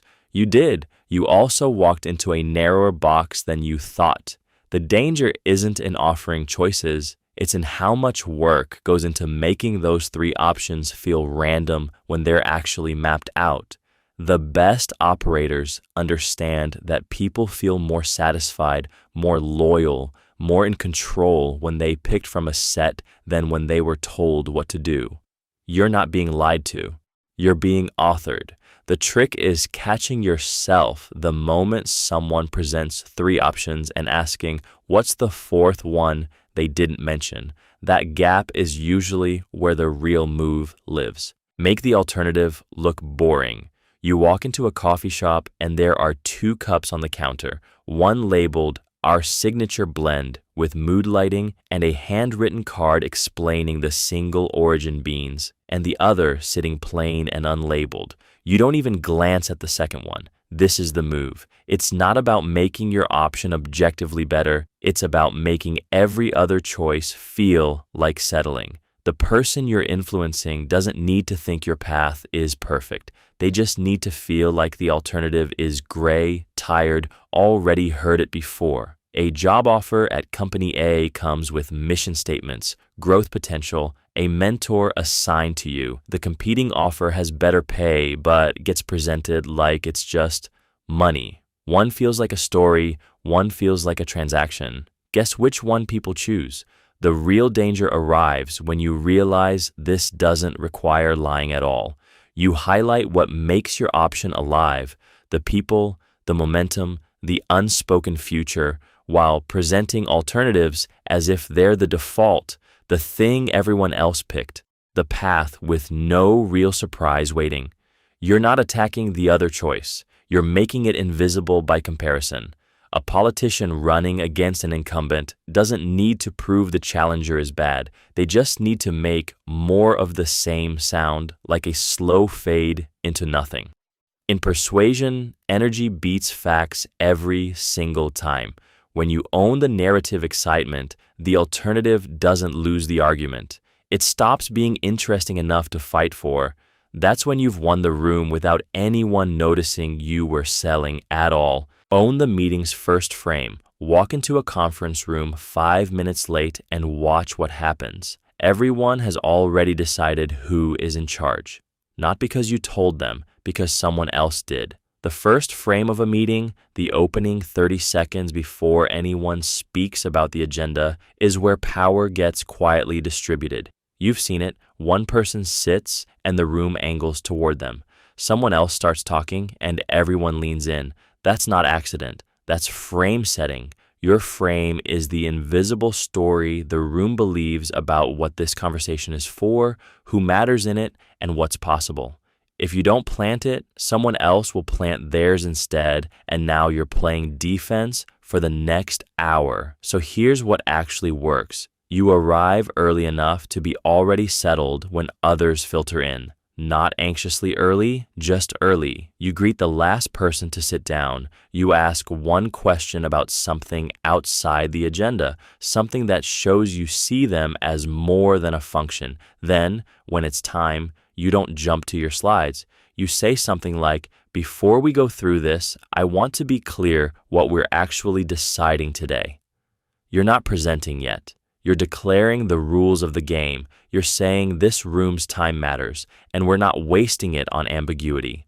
That small move, being already present, human, and clear about intent, rewires what people believe about you in that space. The frame holds because you didn't fight for dominance. You just made everyone's life slightly better by making it clear. Define the vocabulary of the debate. Two people walk into a room fighting about whether something is fair, and they're talking past each other entirely. One means equal treatment, the other means proportional to effort. Neither is wrong. Both are furious. The real power move happens before anyone raises their voice. Whoever gets to define what the words mean wins half the battle without throwing a punch. This works at level 48 because it looks innocent until you realize how completely it controls the entire conversation. Think about how freedom means something totally different to an anarchist, a conservative, and a socialist. Same word, 3 wars. Or success to your parents versus your therapist versus your friend group. When you slip early into a discussion and casually establish, by loyalty, I mean this specific thing, you've already narrowed the playing field. People inherit your definitions without noticing. They argue inside your frame. The danger thickens because this works especially well when stakes are high and emotions run hot. A partner fighting about commitment, a team debating productivity, a country splitting over security. Own the definition, and you own the debate's floor. The counter move is rare but sharp. Catch it happening and say it out loud. Wait, what do you mean by that word? Not aggressive, just curious. Suddenly the frame breaks open and everyone's looking at the same object instead of three different stories. Most people never do this. They fight the conclusions instead of the foundations. Name definitions early, gently, before the heat builds, and you're no longer just speaking. You're architecting the entire battlefield. Control the order of the agenda. You walk into a meeting and someone slides the printed agenda across the table. First item, budget cuts. Third item, your proposal. Notice what that order does. By the time you speak, everyone is already depleted, defensive, thinking about money. The person who wrote that agenda just won before you opened your mouth. They didn't argue against you. They decided when you got to play. This is quieter and way more effective than confrontation. The order of conversation is invisible power because most people never see it as power at all. They think the agenda is just how things happen. In any conversation where stakes exist, a performance review, a negotiation, pitching an idea to investors, whoever sets the sequence of topics controls the emotional weather. Lead with something that softens people, makes them agreeable, gets them nodding. Bury the hard, ask third or fourth after momentum exists. End with something easy they can say yes to. Human attention and energy are finite. They're primed by what came before. A yes to something small makes the next yes easier. A no to something emotional makes pushback feel like consistency rather than cruelty.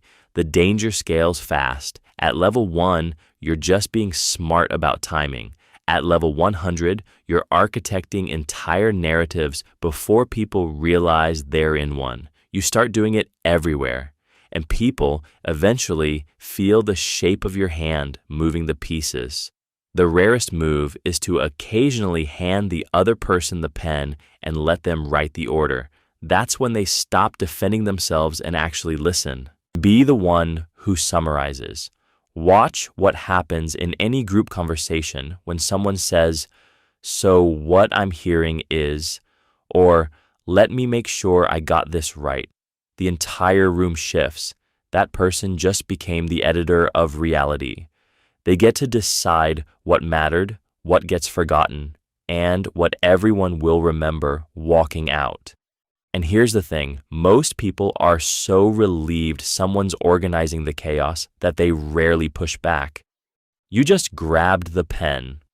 A meeting runs 30 minutes and drifts through 5 topics. You recap it to your boss as 3 wins and 1 action item. Suddenly, you're the competent one who made sense of the mess. A fight with someone you care about gets heated and circular. You pause and reflect back what you heard, but slightly more generously than they stated it. You've now become the rational party, the one trying. The power is in framing. When you summarize first, you shape not just what the group remembers, but how they'll think about what just happened. You control the narrative weight, but here's where it gets dangerous. Once you realize how much power lives in that simple move, you start filtering on purpose. You leave out the parts that make you look bad. You emphasize the details that make your version look inevitable. You're no longer translating, you're editing, and nobody stops you because they're too grateful someone's making sense. The skill is real and valuable. The danger is using it to bend rather than clarify. Ask yourself, am I summarizing what was actually said? Or am I summarizing what I want everyone to believe was said? Route information through yourself. Watch the person who always hears the news first, not because they're smarter or better connected, but because they've become the hub. Alice tells them before she tells anyone else. Bob brings opportunities to them. They didn't scheme their way into the center, they just became the place where information pools and flows outward again. And once you're that person, you hold something nobody hands you explicitly, but everyone grants anyway, the right to decide what travels and what stays. The slipperiness starts small. You soften bad news before passing it on. You amplify the parts that make you look thoughtful and bury the parts that might create friction. You sit on a piece of information just long enough to move a negotiation your way. Tell yourself it's timing, not manipulation. You become a gatekeeper. And the strange part is, it doesn't feel like power. It feels like service. You're the reliable one, the person everyone trusts, the connector who makes things run. But power has always hidden itself inside usefulness. This is how it moves through the world without announcing itself. The real danger arrives quietly. You realize people's decisions now flow from your version of reality. What you choose to share when you share it, how you frame it, that becomes their truth. You're not lying, you're being selective, the way water finds the path of least resistance. The move? Notice if you're sliding into the hub position and ask whether you're routing information or routing it to advantage.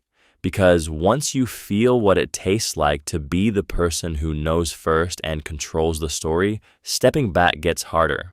Become the trusted translator. Walk into a room where two groups have stopped talking and watch the vacuum pull people in different directions. Most choose a side or go silent, but the one person who steps between them and says, "Here's what they actually meant," suddenly holds invisible currency. You become the only one who speaks both languages, and in human terms, that's real power. The translator role hides itself as pure service. You're just helping everyone understand each other, right? Except you're the one choosing which words land hard, which insecurities get soothed first, which wounds get wrapped before others. A manager who translates frustrated employee feedback to executives in exactly the right shade, they're sculpting the company's entire future. A friend who explains what your quiet partner really meant in that moment, they're quietly steering the whole relationship. The addiction lives in how fast people start depending on you to survive in worlds they don't speak. Couples therapy works partly because that trusted translator becomes essential. But here's the trap nobody warns you about. The shift from translator to manipulator is invisible because you've already banked the trust. Day 1, you're accurate. Day 2, the temptation arrives. Nudge the employee's words slightly, reframe your partner's meaning just a touch to make yourself look better. Nobody catches it because they can't. They need you too badly. Honest translation does build real power, the kind that lasts. But the moment you start adjusting the translation for yourself, you've poisoned the well. Watch for that first small nudge in yourself, because that's when you stop serving and start controlling. Manufacture indispensable overlap. Watch the person at work who somehow ends up in every important conversation, every project that matters, every decision that gets made, not because they're the boss or the loudest, but because you can't close a deal without them, can't launch something without their sign-off. That's manufactured indispensability, and it works because humans are pattern recognition machines. Patterns create gravity. When you show up consistently in spaces where decisions happen, not by forced invitation, but by genuine usefulness, people start to see you as woven into the outcome itself. A therapist who asks about your daughter's soccer tournament at the next session, a colleague who sits across 3 teams and becomes the translator between them, a friend who somehow knows everyone and makes introductions nobody else thinks to make. The mechanism is overlap, being the bridge, the connector, the person who speaks multiple languages. But here's where the danger lives. You can manufacture this even when the overlap is completely fabricated. You can insert yourself into spaces with no real role, position yourself as essential before people realize they'd be fine without you.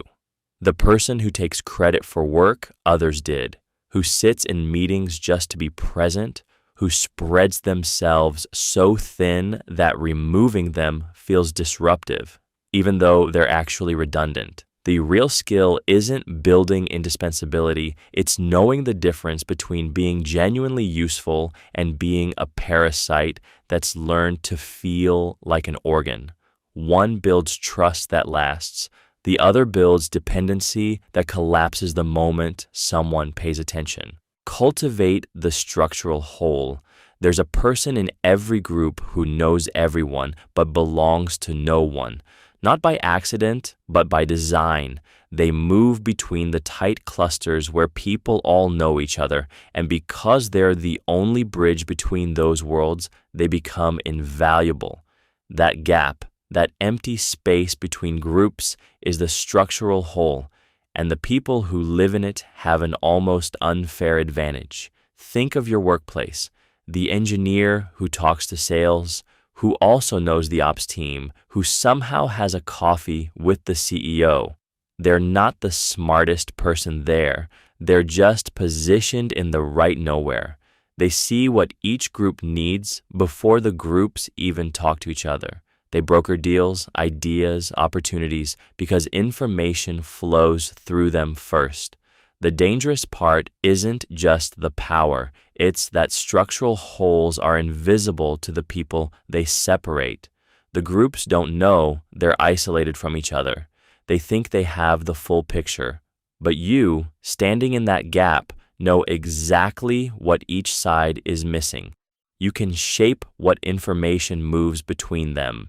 You can decide which group hears what and when. You can make yourself seem more connected, more resourced, more in the know than you actually are. The real play here is subtle. Don't try to join the groups. Stay between them. Go to the events where different crowds gather. Build weak ties, acquaintances, not friendships, across domains. The people who hold these gaps don't need to be liked, they need to be useful, and usefulness, once it hardens into dependency, is a quieter kind of power than charm. Recruit the second in command. Palace coups rarely detonate at the very top. They ignite when someone who's been number two gets tired of the arrangement. This person has already tasted what power feels like. They've watched how real decisions move through the room. They know the leverage points, the unspoken hierarchies, the moments when a single word shifts everything. They're not guessing about any of it. So when you want to reshape a team or an operation, don't make noise at the summit. Find the actual second engine. The department head nobody highlights in meetings, but everyone consults first, or the manager's partner, or the assistant writing the boss's important emails. The second in command already has access to the first. They've already earned competence. What they're often starving for is one simple thing: recognition that their actual authority matters. When you genuinely acknowledge this person's real power, not with flattery, but with honest attention, you've just converted them into an inside player. And here's where it gets sharp. Once they realize they don't have to keep pretending their influence doesn't exist, the system can shift in two directions at once. It might tilt toward you. It might tilt because they finally have permission to stop playing small and lean into what they've actually become. Either way, you've changed the gravity in that space entirely, and the person at the top won't realize their foundation moved until the ground feels different under their feet and it's already too late to repair. Feed status to gain access. Walk into almost any room, a networking event, a family dinner, a conference hallway, and watch what shifts the moment someone mentions a promotion, a closed deal, or a famous connection. The air changes. People lean in. That person gets asked for opinions on things they've never studied. They get invited places. They get the benefit of the doubt on things that would tank anyone else's credibility. Status is a skeleton key, but here's what nobody whispers about. You don't need to actually be high status to use it. You just have to feed it to people who are. Tell the executive how brilliant their call was. Ask the well-connected person for advice on something you could Google in 2 minutes. Laugh a beat longer at the joke from someone the room orbits. You're sending a signal, your status matters to me, and that message opens locked doors. The real trap isn't in learning how it works, it's in what happens next. Once you see the pattern, the temptation to perform status instead of live, it becomes almost irresistible. People begin curating themselves like products, exaggerating their moves, positioning constantly for an invisible audience. Conversations turn transactional, friendships get filtered through usefulness, and the ones who master this game, not the smartest or kindest, just the ones who learn to spend status feeding as currency deliberately and without flinching, the ones who forget there was ever anything else. Next time you compliment someone, pause and ask if you meant it or if you were buying access. That small crack of honesty is often enough to keep you from losing yourself in the performance. Weak ties as trapdoors. You know that person from college you text once a year, or your friend's roommate you see at parties, or the colleague who left for another company 5 years ago. They barely register as real relationships, low maintenance, and easy to forget. But here's where the trap springs. Weak ties are how the world actually moves information, jobs, and rumors about you. A close friend will tell you the truth. A weak tie will tell everyone else.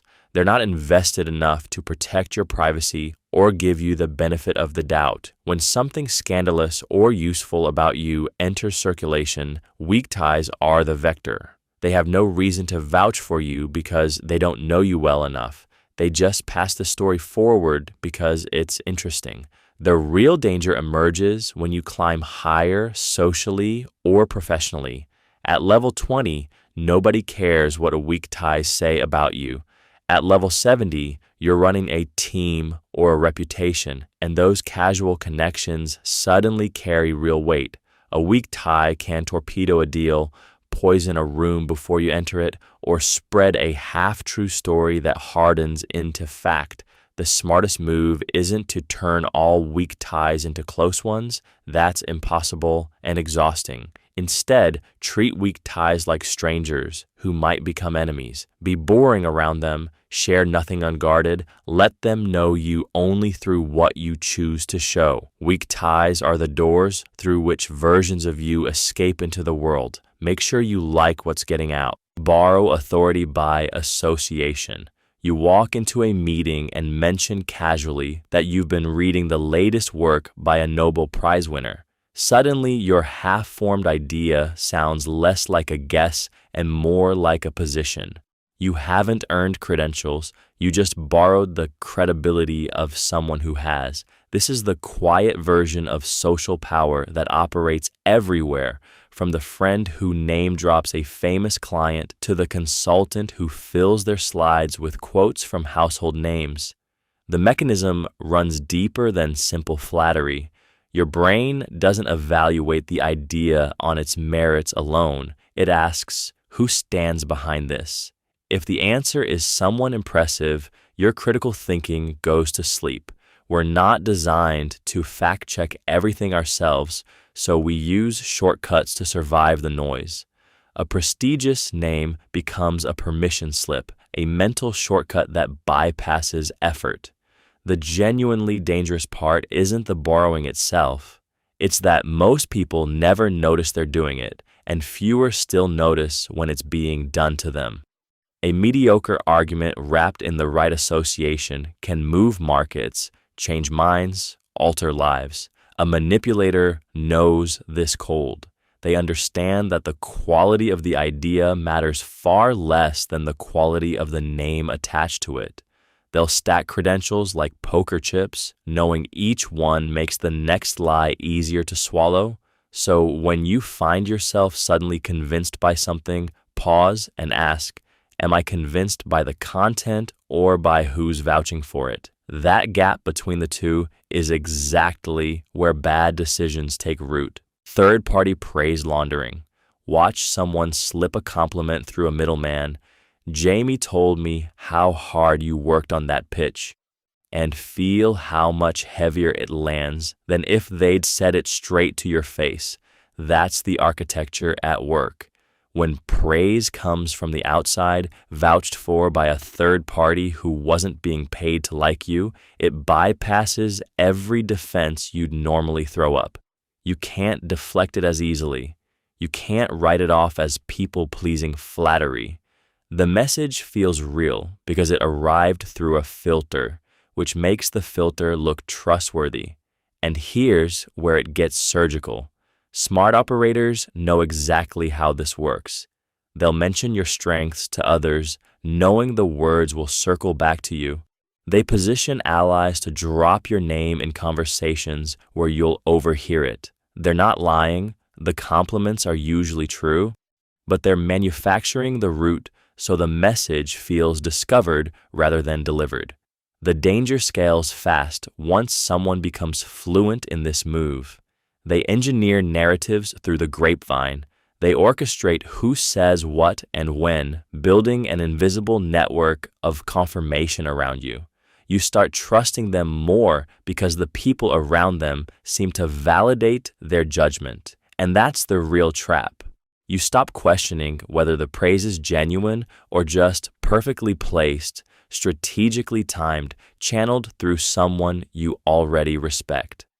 At level 59 of social power, the technique isn't about what gets said anymore. It's about who says it, the path it takes to reach you, and how much you've forgotten to doubt the messenger. Plant ideas as their idea. You've felt it before. Someone suggests something, you hate it, then 3 days later you think of that same thing independently and it feels brilliant. The idea didn't change. Your relationship to it did. That shift from your idea to my idea is the whole game because ownership beats obligation every single time. When you plant a seed by asking, what would happen if we tried X? Or have you thought about doing Y? You're letting someone's own brain do the convincing work. Their mind lands on your destination but thinks it discovered the route. They'll defend it harder, fight for it more fiercely, because they own it now, not you. Here's where it gets dangerous. Once you're good at this, you start recognizing which questions nudge which people toward which conclusions. You can feel the conversation before it happens, and at that point, you're no longer thinking together. You're running someone's mind like a script. The line between collaborative thinking and manipulation is paper thin, and it lives in one place, whether you actually want them to think clearly or whether you only care that they think your way. The real trap is how easy it becomes to blur that line without noticing. The more skilled you get at guiding someone's thinking, the simpler it is to tell yourself you're helping them think, not steering them. If you use this tool, stay awake about which side of that line you're standing on. Ask the questions, let them discover, but don't lie to yourself about knowing exactly where you wanted them to go. Ask for advice, not approval. Watch someone ask, "Do you think I should do this?" versus, "I'm thinking of doing this. What would you do?" And you'll see the whole game laid bare. That first question hands them your power. You're asking them to co-sign your life, which means if it tanks, they share the blame, and if it lands, they share the credit. You've outsourced the hardest part, ownership, and now you're just executing someone else's endorsed plan.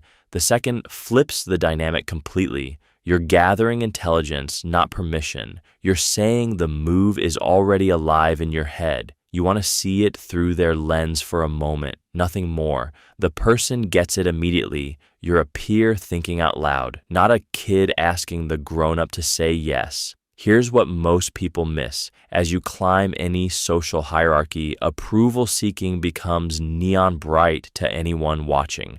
Powerful people spot it instantly when someone is trying to get them to validate a shaky decision instead of actually wanting their honest take.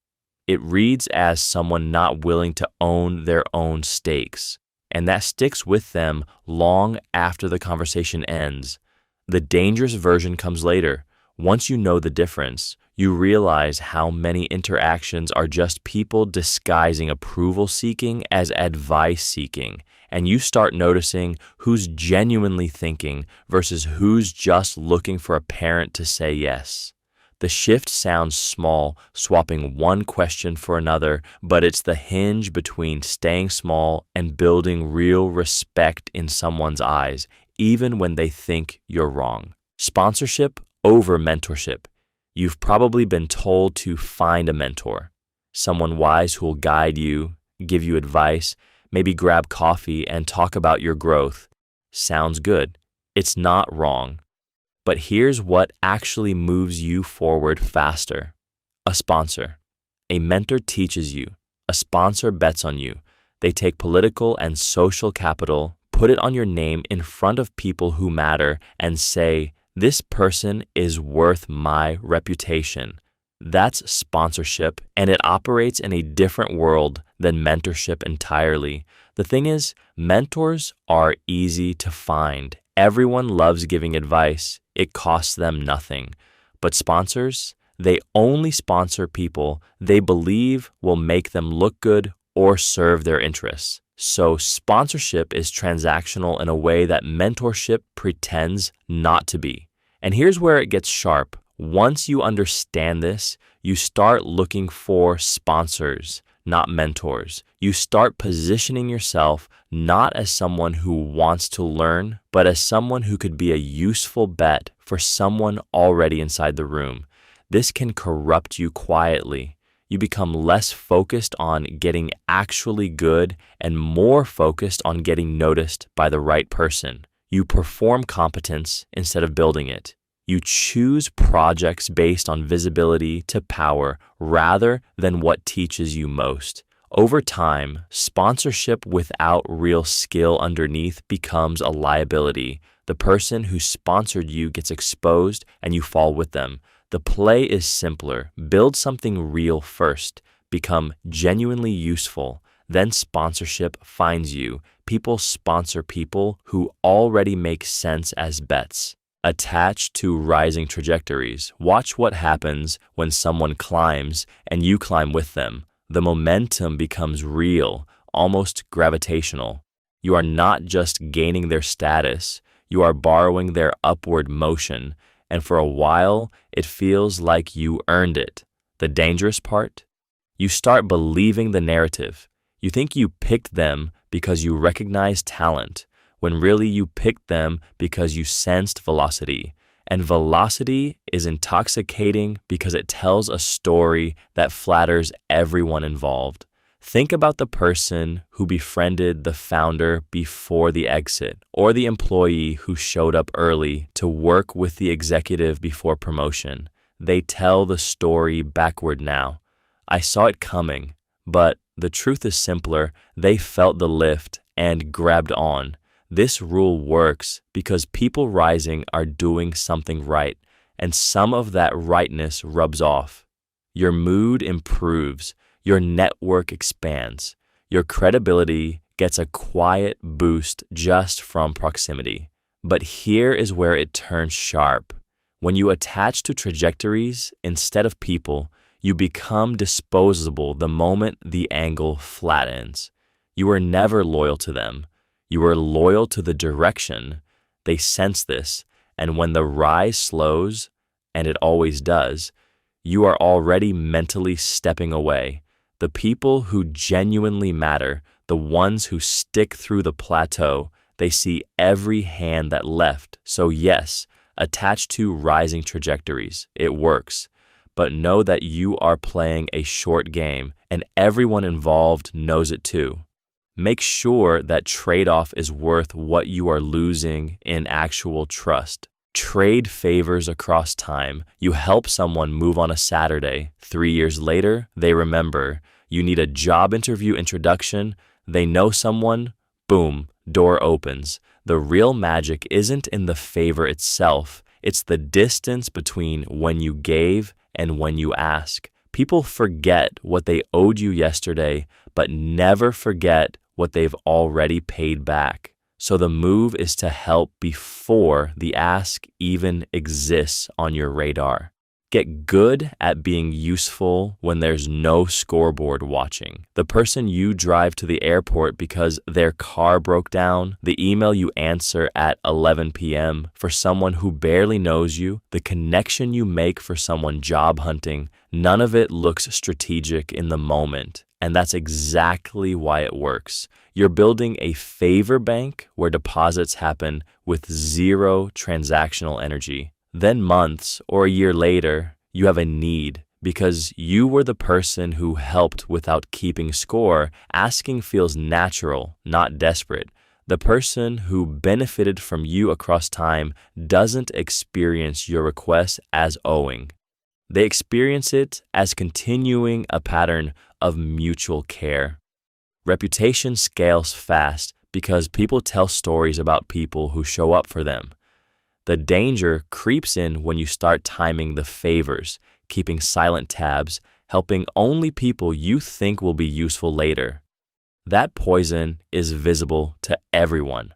The art is patience. Do good work now, far enough in advance that your eventual ask looks like it came from circumstance, not your calculation. Ambiguity as strategic room. Watch the quietest person at the table.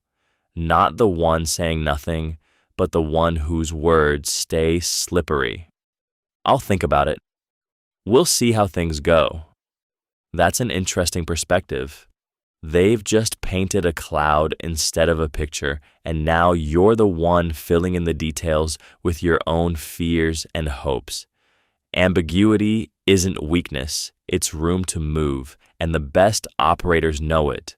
When your boss never quite explains what success looks like on a project, you're left guessing while they're already 3 steps ahead, keeping all the interpretations alive at once.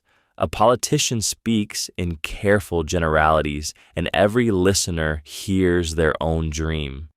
The real machinery turns when you realize this isn't accidental, it's weaponized with precision.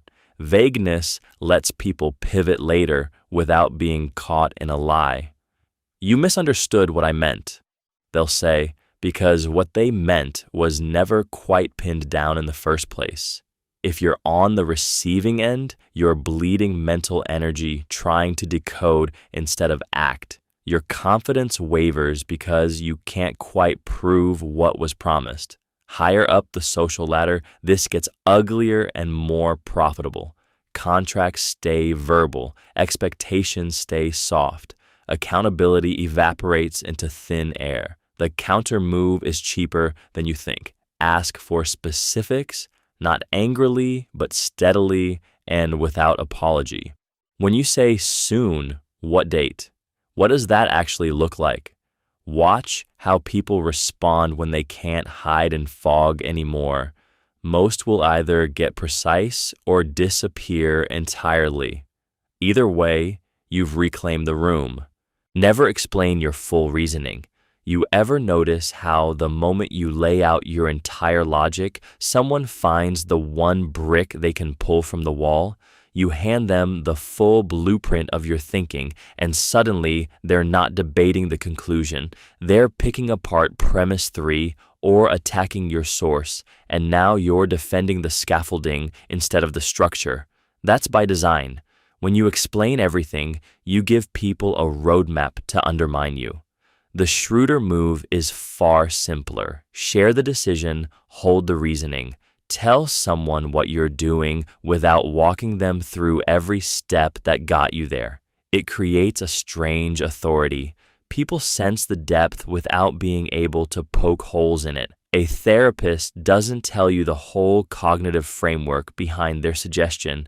They give you the suggestion and let you discover why it works. A strong parent doesn't justify every boundary by listing all the risks. They set it and move on. The withholding isn't cruelty, it's actually respect for your own thought. But here's where it gets dangerous. This rule only works if your reasoning is actually solid. If you're hiding because your logic is weak, you'll eventually be exposed and look worse.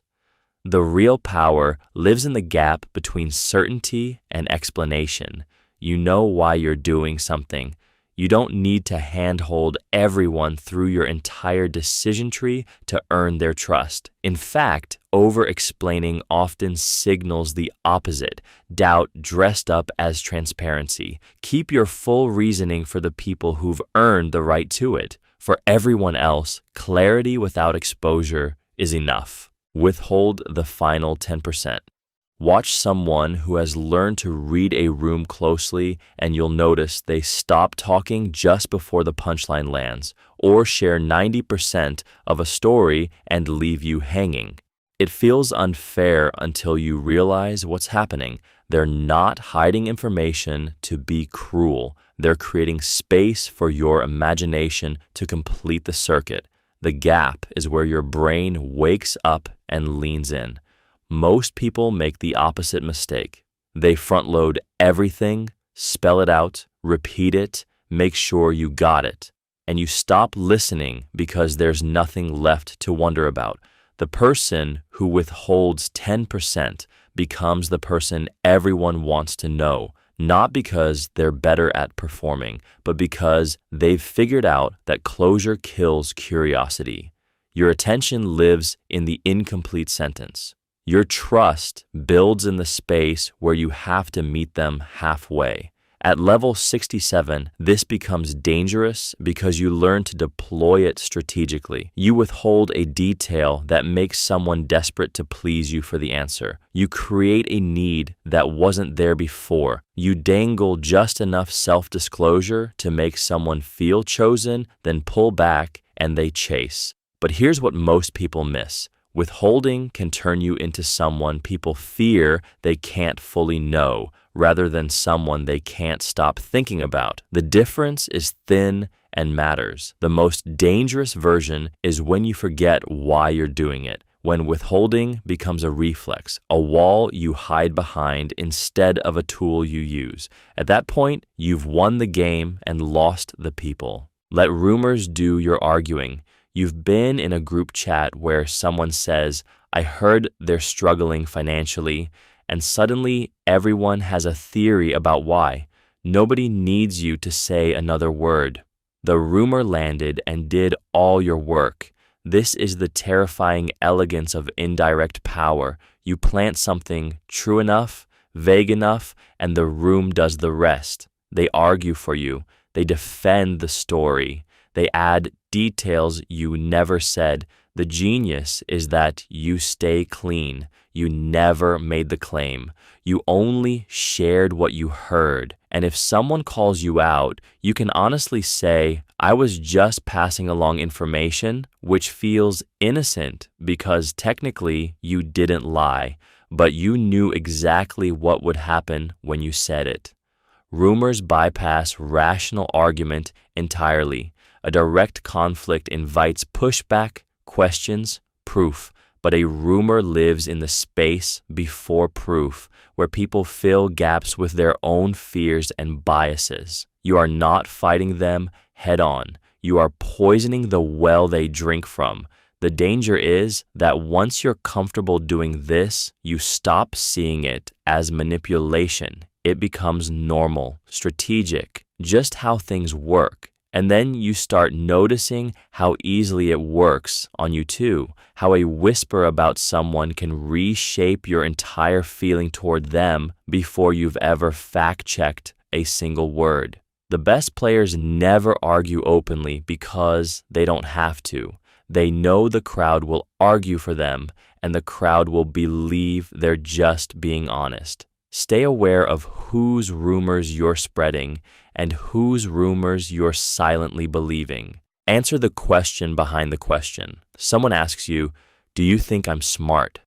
And your instinct is to answer the surface ask, "Yes, totally, you're brilliant." But that's not what they asked. They asked if you believe in their intelligence because somewhere, someone made them doubt it. When you skip the real question and answer the fake one, you sound hollow, and they feel it. The person who answers what was actually asked, the fear, the need for reassurance, the old wound, that person becomes magnetic because they heard the whole human, not just the words. This gets dangerous fast because once you know how to do this, you start using it everywhere. Your boss asks, "Do you have bandwidth for this project?" But what they mean is, "Are you going to quit?" Your partner asks, "Do you want to get dinner?" But what they mean is, "Do you still want to be here?" Answer the surface question and you miss the connection, but answer the one behind it, and suddenly you have leverage you didn't ask for. People trust you because you see them. They depend on you because you understand what they actually need. The risk comes when you start doing this cynically, using it to manipulate, to prove you're smarter than they are, to win rather than connect. The sharpest social players learn to listen for the question underneath, respond to the real one, and stay honest about why. That's level 69. Level 70 starts asking yourself which questions you're too afraid to voice and why you expect others to read your mind instead. Reframe attacks as shared problems. Your chest tightens the moment someone criticizes your idea in a meeting. Your instinct screams to defend, to prove them wrong, to show everyone they missed the point. But then you lean in, look at them directly, and say something like, "I hear you. Sounds like you're worried about X. What if that's actually something we both need to solve?" You've just done something subtle. You took a personal attack and converted it into a joint problem. Suddenly, you're not opponents, you're teammates staring at the same puzzle. This works because it strips away the threat. When someone attacks, their nervous system is already in fight mode, braced for you to come back at them, to dismiss them, to win. But when you frame their concern as a shared challenge, their brain gets to stand down. There's no winner or loser anymore, just a problem the two of you are solving together. The danger arrives when you use this deliberately to disarm people who see through shallow tactics. If someone realizes you're reframing to manipulate rather than genuinely collaborate, you've nuked your credibility in seconds. The reflex also works too well. You'll start doing it even when you should push back hard instead. Not every critique is a shared problem. Some attacks are just attacks, plain and simple. But when you need someone on your side, when you need them thinking alongside you instead of against you, that shift from "you're wrong" to "we have a problem" will reshape how fast people move from defensive to constructive. That move is quiet, but it compounds across every conversation you touch. Never defend the accusation's premise. Someone says you're controlling and your brain fires up the defense machine before you even think. You list examples, explain your motives, show all the times you let people choose. The moment you open your mouth to prove them wrong, you've already lost the game that matters. The accusation's premise becomes the invisible cage, and every word you speak just reinforces the bars. Picture someone telling you you're selfish. You spend the next hour cataloging every generous thing you've done. What you've actually done is accept that selfishness is the real question. You've climbed into their courtroom and put on their judge's robes.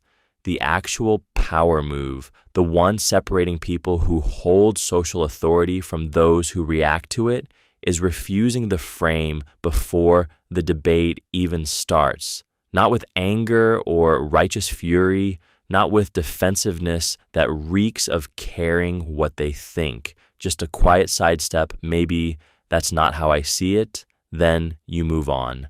You're not saying they're factually wrong. You're saying their accusation doesn't rent space in your reality. This sharpens at higher levels because accusations stop being blunt.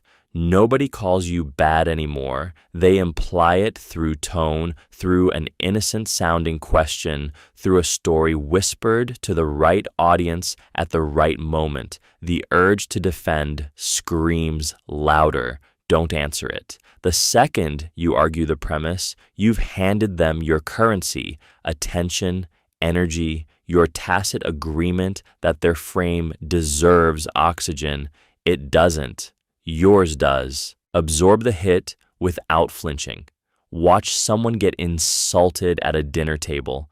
Most people's face contracts. Their voice shrinks. They scramble to defend or deflect. And in that moment, they've lost. The person who threw the jab has won the room because they got a reaction.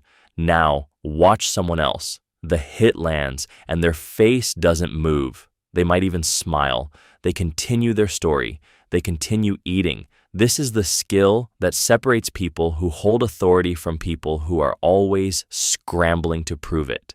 The flinch is the tell. It announces that the words found a nerve, that you're made of something soft. And once people see the nerve, they'll keep poking it. This doesn't mean you don't feel it. You might be furious inside, embarrassed, wounded. It means you've learned to own the moment instead of letting the moment own you. The person who can take a hit without their voice cracking, without their eyes dropping, without their shoulders tightening, becomes someone others stop testing, because the flinch is also a doorway. It invites more. No flinch means no doorway. It's clinical, almost boring to the aggressor. Over time, people who master this shift something deeper, they stop being triggered by the same hits because the absence of the flinch means the hit stops landing. Your nervous system begins to believe the insult doesn't matter. And the strange part, most people stop throwing jabs at someone who won't flinch. They find easier targets. So the real move isn't to fake composure, it's to actually become the kind of person who gets hit and keeps walking. Punish patterns, not incidents.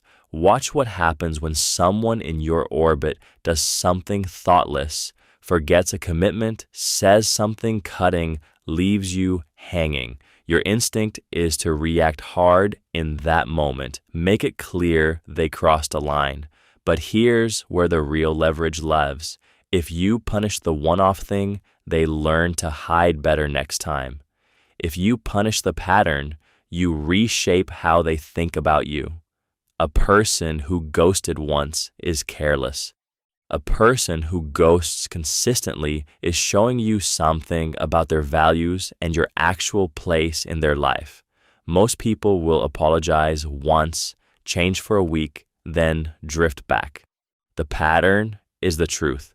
So the dangerous move is staying calm during the incident, let it pass, and then when the pattern shows itself again, you respond with quiet, disproportionate clarity, not rage, clarity. You don't replay the old story, you name the new one.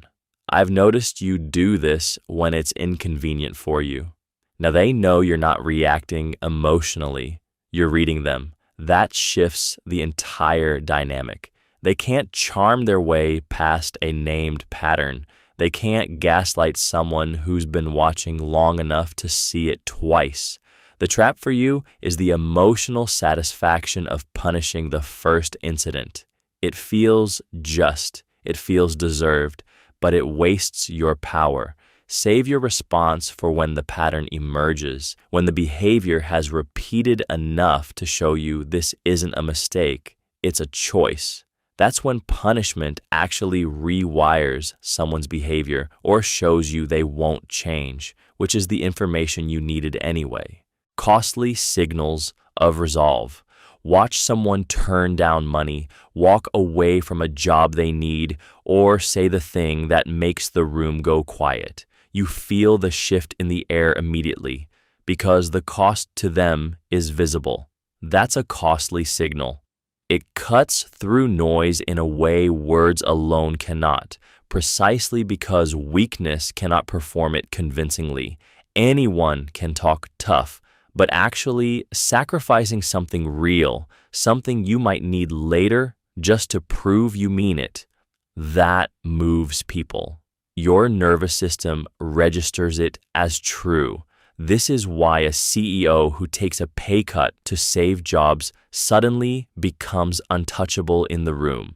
Why someone who walks away from a lucrative deal because it violates their principles stops being background noise and becomes the voice people listen to. The mechanism is simple. The signal works because the price is real and everyone can see it. If there were no downside, it would prove nothing. The higher the cost, the harder the bluff becomes, so the brain treats it as honest. Here is where it gets sharp. Around level 74 or 75, people start learning this game and manufacturing costly signals on purpose.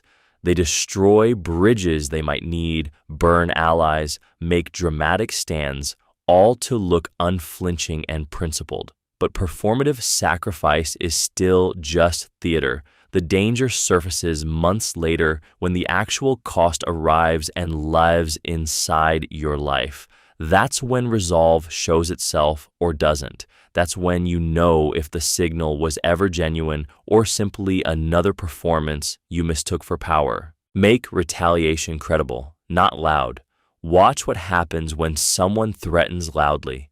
People scramble, organize, call for allies, build a counter-narrative before the threat even lands. But the people who actually move things, the ones everyone in the room stays alert around, they rarely announce anything. They just act.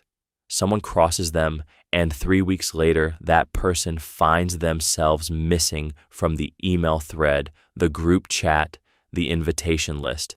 No explanation offered, no warning given, just gone.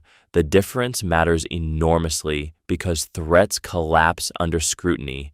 People prepare, play victim, challenge whether you'll actually follow through. Quiet friction is harder to fight. When you move without announcement, you strip away the person's ability to spin a story about it. They can't claim injustice if nobody knew a move was coming. They can't rally allies against an absence, against silence. This is why the most dangerous people in organizations and friend groups rarely raise their voice at all. Credibility builds from a track record of making things inconvenient for people who earned it, not from promising what you will do. The whisper terrifies more than the shout because it forces people to imagine what you're capable of, and imagination fills gaps with things scarier than any explicit threat. But here is the hard part. Once you know this works, you feel the pull to use it. Understand first what you're actually constructing. A reputation built on unpredictable consequences, on the fear that you might do something anytime. That's power. It's also the kind that poisons every relationship you touch. Use it knowing exactly what it costs. Escalate slower than expected. There's a moment in any negotiation or seduction or power play where you feel the momentum building and your instinct screams to push harder, ask for more, go for the close. That instinct will cost you. The people who move through the world with real leverage know something counterintuitive. Speed reads as desperation. Patience reads as certainty. When you slow down just as things are heating up, you flip the frame entirely. Suddenly, you're not the one chasing, you're the one being chased. Think about the last time someone stopped mid-pitch and asked you a question instead of finishing their thought. You leaned in, you filled the silence, you wanted to convince them you were worth their time. That's the inversion at work. Escalating slower than expected does 3 things simultaneously. It proves you're not hungry, which makes people want to feed you. It forces the other person to fill the void, which makes them invest in the outcome. And it creates a tension that only resolves through their next move. The trap most people fall into is confusing patience with passivity. You're not waiting around. You're actively slowing the tempo while remaining completely composed. A price hold, a delayed response, a conversation that pauses when it should sprint. Each one is a small power move that compounds. The danger here is real. This technique works so well that it becomes your default, and you start using it in situations where actual momentum matters, where hesitation costs you the entire game. So use it deliberately, not habitually. The best players know when to sit still and when to accelerate. Give enemies a face-saving exit. You've just won the argument. Your rival is backed into a corner, facts on your side, their logic crumbling in real time.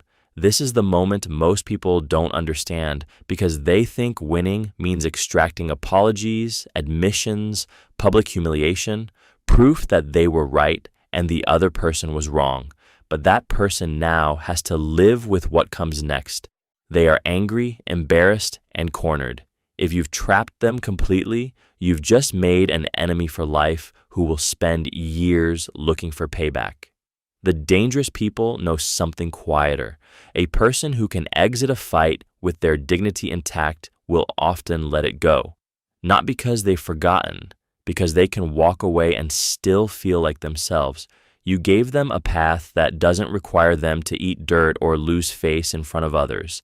This looks like acknowledging something they said that was actually true, even if small. It looks like letting them declare a partial victory and leaving the room before they're forced to escalate. It looks like never telling the story in a way that makes them the villain. People have long memories for humiliation. They have short memories for someone who let them off the hook. The trap is thinking this is weakness, that you're being soft. You're not. You're being strategic. You're trading the momentary rush of total victory for the much rare prize of someone who doesn't spend years plotting against you. In high-stakes social games, the person who doesn't need to win every fight is the one who keeps their power clean. The strategic apology gambit. Watch someone mess up badly, then lean in so hard with a public apology, so tearful, so perfectly self-aware that the whole room recalibrates. They name what they did before anger can stake its claim. They even joke about their own blind spot, and they walk out cleaner than they walked in, not because they changed, but because they moved faster than the consequences could. Real apologies are slow and vulnerable. Strategic ones are chess moves dressed as confession. A genuine one sits with discomfort and lives there. A strategic one hijacks the narrative by naming the problem first, which makes it feel like reflection instead of the damage control it is. The person wielding this move gets to decide what happened, how bad it was, and what it says about them. Everyone else just nods, relieved by the honesty. The mechanism is brutally simple. A perfectly timed apology can reset a broken reputation, can rebuild trust you thought was gone, can make people protective of you instead of protective from you. It's a level 78 play, and it works like a key in the exact right lock. But there's a ceiling nobody talks about. Once an audience has been fooled twice by the same move, they don't just become skeptical, they become allergic to apologies altogether. The trust currency burns out, and when it does, no amount of tears will thaw that room again. The person who threw too many strategic apologies ends up in a world where even the real ones land like lies. Preempt betrayal with dependency. You've probably felt it in a relationship, that moment when you realize the other person could leave. They have options now. They could walk, and something shifts in you because you sense it first. So you make a quiet move. You make leaving harder by making yourself indispensable, not through grand gestures or declarations, but through need. You start small, creating situations where they do something only they can do well, a skill, access to your world, a secret they now hold. then you expand it. You pull them into something requiring their ongoing participation. Their reputation tangles with yours. Their success, their schedule, their sense of purpose all wrap around the relationship like vines. By the time they notice, leaving costs them something real. It's not a trap of chains. It's a web of utility that feels like mattering when they're inside it and feels like safety when you're on the other end. But here's where it turns dangerous. Dependency and loyalty look absolutely identical from within. Neither of you can tell anymore if they're staying because they choose you or because they've become too useful to themselves to leave. That ambiguity traps you both. You're now managing someone whose resentment you can't see building, and it always does. The people who play this at the highest levels know the real cost. Preempting betrayal through dependency creates a slower, quieter betrayal, one that comes from someone who feels they have no choice but to stay and resent you. And by then, the damage compounds in ways you can't repair because it was never about love to begin with. Baseline before you interpret. Your boss walks into the conference room and doesn't look your way. Stomach drops. She's mad at you. But hold on, have you checked the baseline yet? Maybe she's exhausted from a 6 a.m. call. Maybe she's always quiet before 9 a.m., or her mind goes somewhere else when she's working through a problem. Most people don't realize that the moment they land on a story, she's upset, he doesn't care, they don't like me, their brain stops collecting data and starts collecting evidence for the story it already chose. This is where real social power enters at this level. The ability to pause and ask what normal looks like for this specific person in this specific context on a regular day. Your partner texts slower than usual. Your friend seems distant at dinner. A colleague didn't laugh at your joke. Each feels like a message, but it's only a message if you know what their baseline is. Without it, you're reading tea leaves. Here's where it gets risky. The moment you develop enough social skill to act on a misread, you'll do it.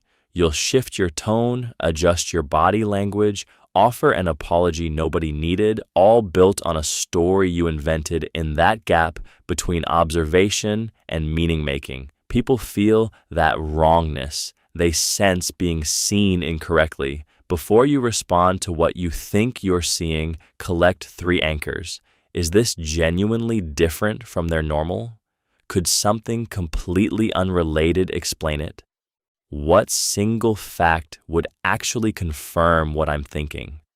That one breath of hesitation moves you from mind reader to observer. Detect flattery asymmetry. You notice someone compliments you lavishly in front of others but says nothing when you are alone together. Or they praise your work to your boss while keeping silent with you about what you actually did right. That gap between public and private appreciation is the tell. Flattery asymmetry is when someone's generosity with words doesn't match their generosity with presence, follow-through, or real investment in your growth. It's the difference between someone who builds you up and someone who uses you to build themselves. Here's where it gets dangerous. Asymmetrical flattery trains you to crave the mirror of their approval rather than develop your own compass. You start performing for an audience that includes them, which means you're no longer thinking, you're auditioning. The person doing the asymmetrical flattering is testing your hunger. They're checking if you'll stay loyal to someone who only sees value in you when there's an audience. It's a subtle power move because you can't quite call them out without looking ungrateful or paranoid, but you can feel it. When someone truly respects you, their private appreciation usually matches or exceeds the public version. They notice what you do even when nobody's watching. Conversely, people who flatter asymmetrically are collecting you, not investing in you. Start tracking where the real compliments live. Are they following you into the room, or do they vanish when the door closes? That answer tells you everything about whether someone's admiration is genuine or whether you're just useful scenery in their story. The people who matter will find you in the quiet moments. That's not just kindness, that's respect. Read who they interrupt. Spend 5 minutes in any room and you'll spot it immediately. Not the titles, but who can actually finish a sentence without someone's breath cutting in. The person everyone talks over is not the leader. They are the safety valve. Someone whose silence costs the group nothing. The person nobody dares interrupt, that's your signal of real weight in that space. Maybe they speak rarely, maybe constantly, but something in the room's nervous system has registered a price for breaking in. You interrupt them at your own risk.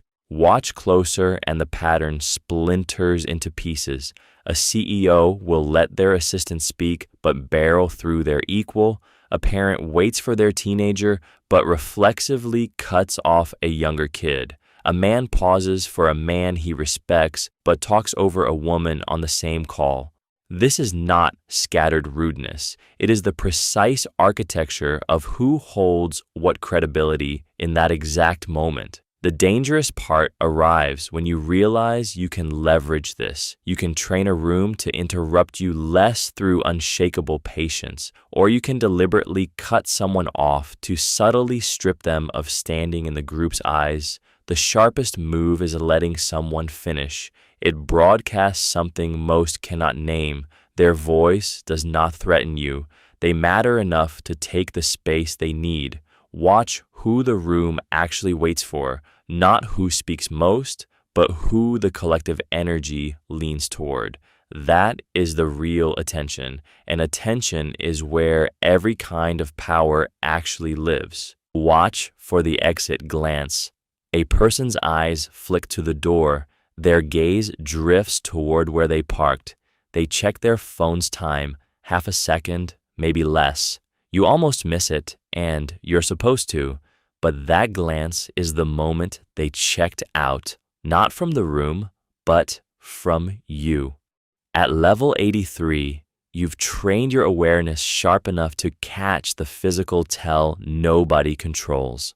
The body whispering what the mouth hasn't caught up to yet.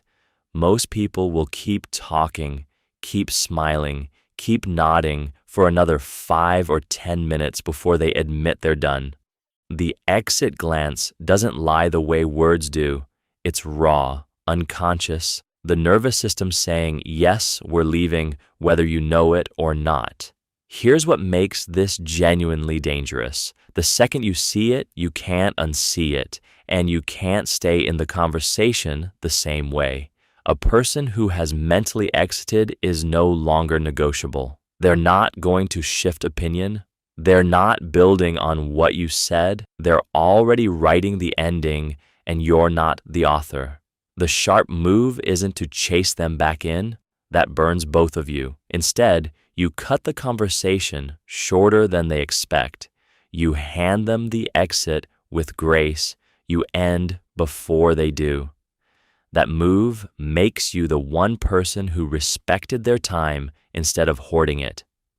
Next time you feel an audience slip, watch the glance first.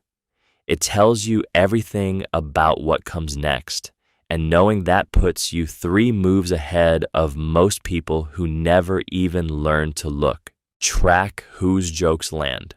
Watch a room next time someone cracks a joke. You'll notice it lands differently depending on who hears it. The person tracking whose laughter belongs to which punchline is building something most people miss, a map of what each person actually cares about. Humor is where guards drop fastest. You laugh at what matters. You laugh at your own fears reflected back as absurdity.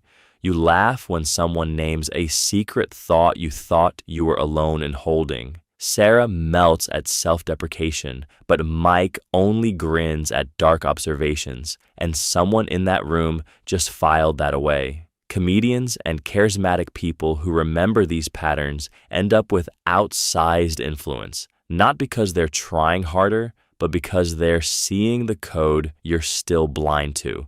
The pull to use it arrives quietly. Don't walk that way. Instead, flip it inward first. What are you drawn to making fun of? What do people laugh at when you're not performing? That data tells you what lives beneath the surface of what you think you believe. Track that before you track anyone else. Self-knowledge, not ammunition.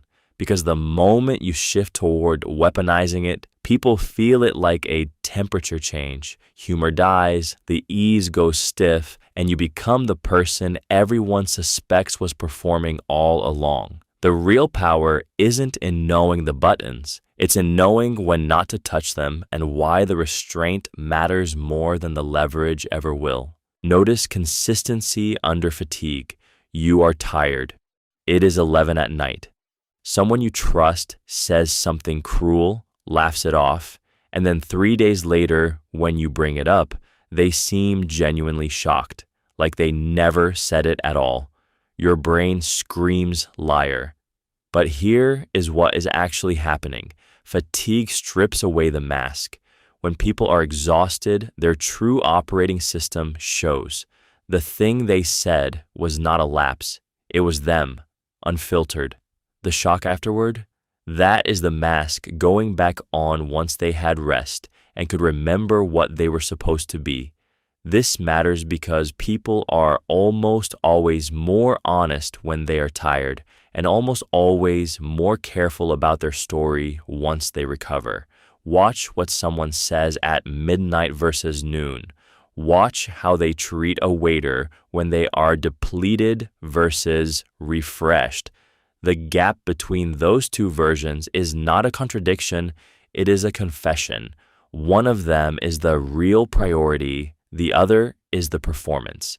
The dangerous part is that you can use this. You can wait for someone's fatigue and listen harder. You can notice which version of them appears under pressure and know that is the one with real weight behind it. In negotiations, in relationships, in any situation where you need to see past the costume, exhaustion is a window. Do not close your eyes when someone stops pretending. That moment is when you finally see what they actually value, what they actually think of you, and what rules they actually follow when nobody is watching, and the cost of the lie gets too high. Test loyalty with small secrets. You mention a financial worry to one friend, an embarrassing moment to another, a softened detail to a third. Not full lies, just small vulnerabilities, half-truths that require discretion. Then you wait. Does it come back twisted? Does the news spread before you've left the room? That's a loyalty test, and by level 86, you're running them almost without thinking. People reveal themselves through what they do with your vulnerability. A real friend doesn't weaponize a secret, a snake does. A loyal person sits with the weight of what you told them. A gossip can't help but lighten their load by passing it on. So you seed these small admissions strategically and track which circles they return from, which connections dissolve the details, which ones hold them close. The person who keeps your secrets tight becomes someone you can eventually trust with bigger things. But here's where it corrodes into something quieter and meaner. You're training yourself to see people as test subjects rather than people. Every conversation becomes intel gathering. Every confession becomes a probe. Every casual moment a potential data point. The people closest to you will sense they're always being measured, always on trial, never quite safe to simply exist around you. Loyalty isn't manufactured through secret testing. It's built through consistency, through never using what people tell you against them, through being someone who doesn't weaponize whispers. The test reveals who they are, but it also reveals who you're becoming. And by then, the damage to how you move through relationships runs deeper than any answer the test could give you. Audit who repeats your words. Watch closely the next time you land something true or clever in a group. Someone will repeat it back. Maybe verbatim, maybe reworded, maybe with your name attached, maybe without. That moment tells you more than you realize. The person who echoes your words has selected your signal and carried it forward, and in that choice, they've shown you their actual position in the room and where they stand with you. A peer who repeats you is either amplifying or competing. Are they building your credibility or borrowing your shine? Someone lower in the social hierarchy mirrors you for different reasons. It reads as loyalty, but can also mean they're using your voice because theirs hasn't landed yet. Someone above you who repeats your words just validated you to everyone watching, and that shift in standing happens in seconds. The trap opens when you notice the pattern and start weaponizing it. You realize you can plant an idea in a trusted repeater and watch it spread farther than if you'd said it yourself. Untraceable, safe, pure leverage. You begin curating who hears what, rehearsing which thoughts will hook which repeater, turning every conversation into a distribution system. Suddenly, you're not talking anymore, you're operating. And when people become amplifiers instead of peers, the room transforms from a place of connection into something colder, a game where everyone's a pawn or a tool. Watch who repeats your words, sure, but also catch the moment you stop caring whether they believe it or whether you've simply trained them to. That's when you know you've moved up a level. Provoke to observe the reflex. Most people have no idea how they react under pressure because they never get pressure tested. They live in a comfortable script where everyone is polite and predictable. Then one day, meet someone with actual leverage and realize they have no defense. But there is a darker version of this. Someone who learns that small provocations are like X-rays for the human nervous system. A comment that lands just slightly wrong. A question that touches a tender spot. A pause where agreement was expected. Watch what happens. Does your target get defensive, aggressive? Do they freeze or apologize? Do they attack your credibility or your character? The response tells you everything about their fractures, their insecurities, what matters to them more than anything else. This is not manipulation in the crude sense. It is information gathering. People are far easier to predict once you know which buttons hurt. The danger creeps in quietly. You will start small, testing friends and colleagues just to map their psychology. And because it works so well, because you are right about what you predict, you will keep going. The line between observation and cruelty blurs fast when you realize how much control you gain from knowing what breaks someone. The real trap is not knowing when to stop, or worse, believing you should. The skill itself is neutral, sharp, and portable. You can take it anywhere. If you do learn to provoke and observe, keep one rule: never test anyone you claim to love. The moment you need to provoke someone close to you to understand them is the moment you should walk away, because at that point, you are no longer observing, you are interrogating. Feed marked information to find leaks. Plant a story with one detail changed. You're thinking about switching jobs, but only mention it to this one person. 3 weeks later, it bounces back from someone in a completely different circle, or your boss hears it before you plan to tell them. Now you know exactly where the break is, no confrontation needed. This is how people at higher levels map their actual network. They give slightly different versions of the truth to different people, different timestamps, different details, different spins, sometimes even contradictions that only make sense if someone's been talking. Then they listen like a tuning fork. The version that spreads fastest or spreads to the wrong ears tells you everything: who's connected to whom, whose loyalty flows downstream from someone else's choices, which relationships are real versus purely transactional. It's less about catching liars and more about seeing the actual shape of your world in high definition. The trap isn't the tactic. It's what happens when you start living inside it permanently. Every conversation becomes a test. Every confidence becomes bait. You get information faster, absolutely, but you trade away something harder to rebuild: the ability to trust without verification. People around you sense the shift even if they can't name it.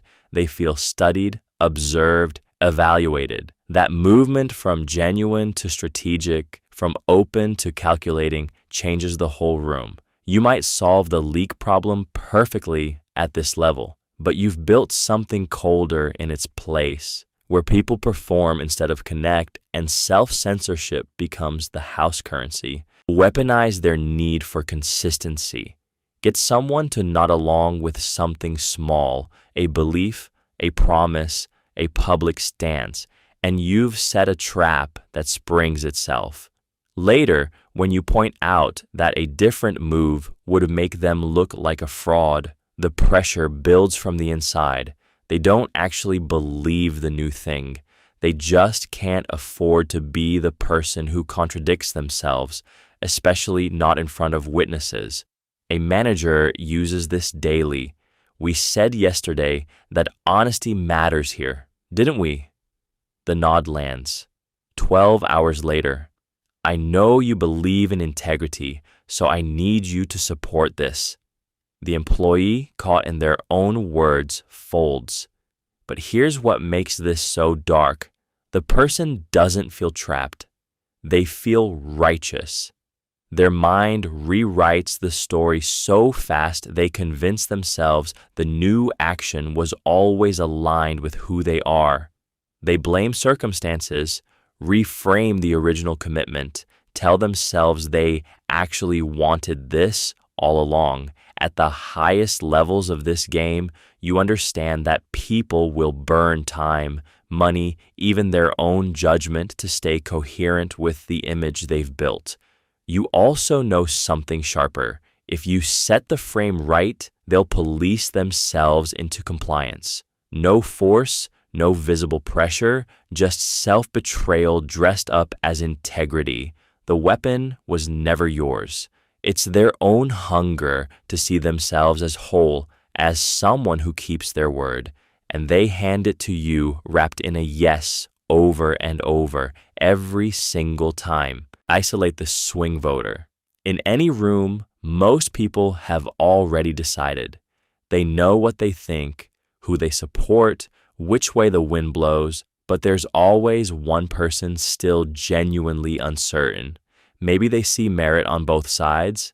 Maybe they haven't paid close attention yet. That person is worth everything because they're the hinge, and separating them from the crowd is the oldest play in the book.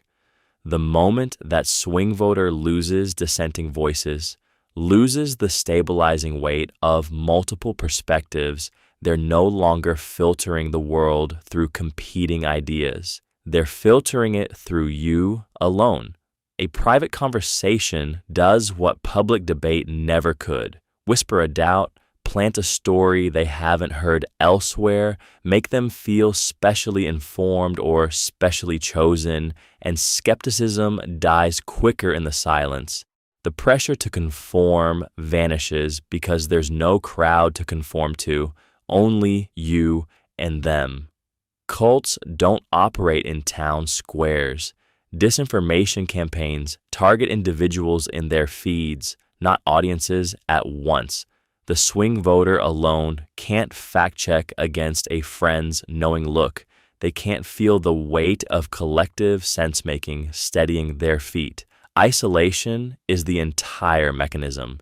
Keep them separated long enough, and they don't swing anymore. They tip. They harden, convinced not by better evidence, but by your undiluted voice filling every space where doubt used to breathe.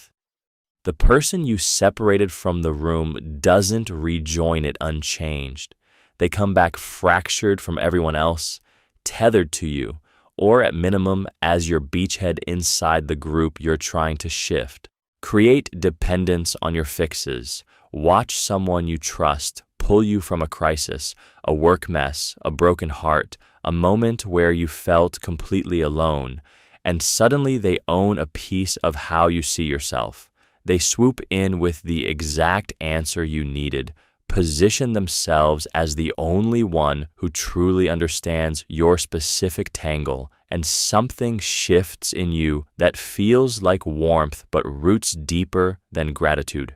Each rescue cements the bond because now you have proof. They are the one who gets it, the one who can fix what breaks inside you. Here is where the machinery lives underneath. They are not just solving the surface problem. They are rewiring you to believe you cannot solve it without them. The architecture works because real fear is involved. Fear of incompetence, loneliness, drowning in something too big to handle alone. So when someone positions themselves as the only safe landing, the only person who speaks your language, it makes sense that you do not want to leave. This is how therapists keep patients dependent for decades, how charismatic leaders turn followers into people who cannot think without permission, how manipulative partners become the air you breathe. The surgical part is never teaching the full skill. Leave enough mystery that you stay essential. Teach them the rescue, never the map. They feel loyal rather than caged because they cannot see the leash from the inside. Generosity without teaching is a gift wrapped around a chain. Real influence that does not rot understands something harder. Teach people to need you less, and they come back because they chose to, not because they have to. Fabricate the urgent scarcity. Walk past a storefront and see final collection stamped on the window. Check your email and find a countdown timer on something you didn't know you wanted. Your nervous system doesn't distinguish between real scarcity and theater. It only feels the closing door. At level 93, you stop waiting for scarcity to find you and start building it into the air around your offer. You create artificial deadlines. You mention casually that 3 people are interested. You let the deadline pass once, then announce a final extension, each one shrinking the window a little smaller. None of it requires outright deception. You're just turning abundance into urgency, making the common feel rare. A product you move thousands of monthly? Call this shipment the limited run. A service available any season? Launch a pop-up window here for 60 days only. The person buying doesn't feel manipulated because the panic they feel is real. Their shoulders tense, their breath quickens, adrenaline floods their bloodstream regardless of whether the scarcity is genuine or constructed, and that physical truth is enough to override their judgment. Here's the trap that closes back on you. The moment you weaponize this habit, you internalize it. You start believing your own urgencies. Every opportunity becomes a closing door. Every decision gets made from a panic you trained yourself to feel. The tool meant for others becomes the cage you live in. You're not lying to them anymore. You're trapped inside the emergency you invented, always reaching, always afraid something irreplaceable is slipping through your fingers. Manufacture the common enemy. A group of strangers sits in a conference room, tired and fractured, different departments, competing budgets, old resentments simmering under fluorescent lights. Then the CEO mentions a threat from a rival company, and watch what happens. Shoulders drop, people lean in. Suddenly they are a team. Humans bond faster over what they hate than what they love, and this is not accident. It is one of the oldest social mechanics on Earth. When you need to unify a fractured group, you do not ask them to love each other. You point at something outside, the rival, the enemy, The threat, real or invented, does not matter. The neural effect is identical. Fear triggers cohesion. Political movements manufacture enemies to lock in voters. Cults name demons to keep members from questioning.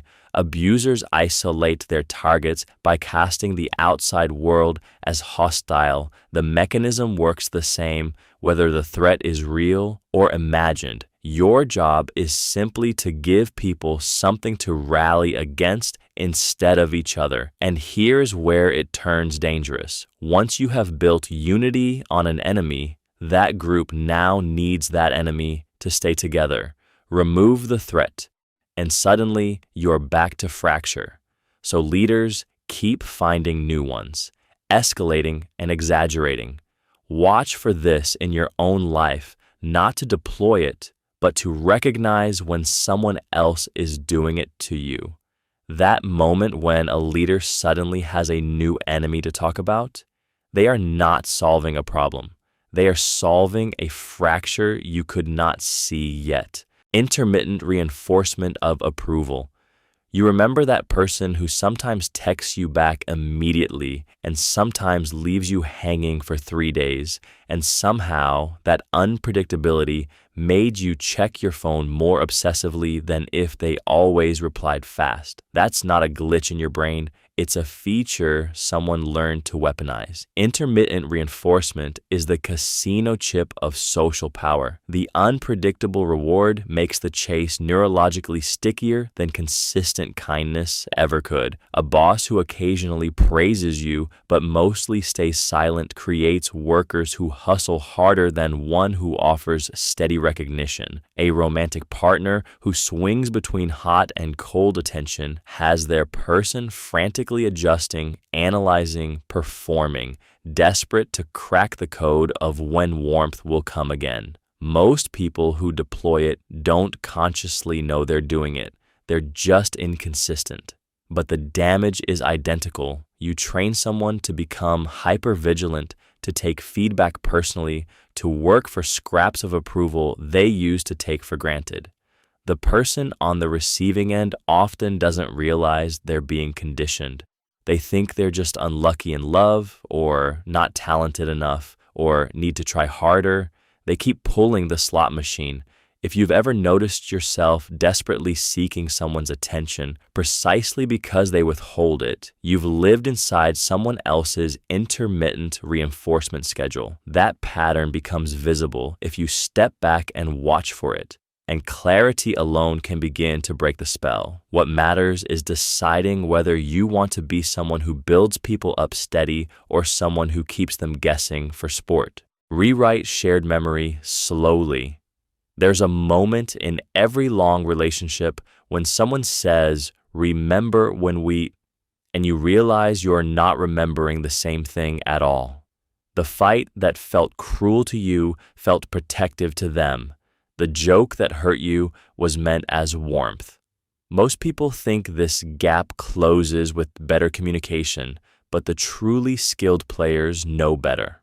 They know how to gently shift what the memory actually was over months or years until the other person defends your version as their own. It starts innocent.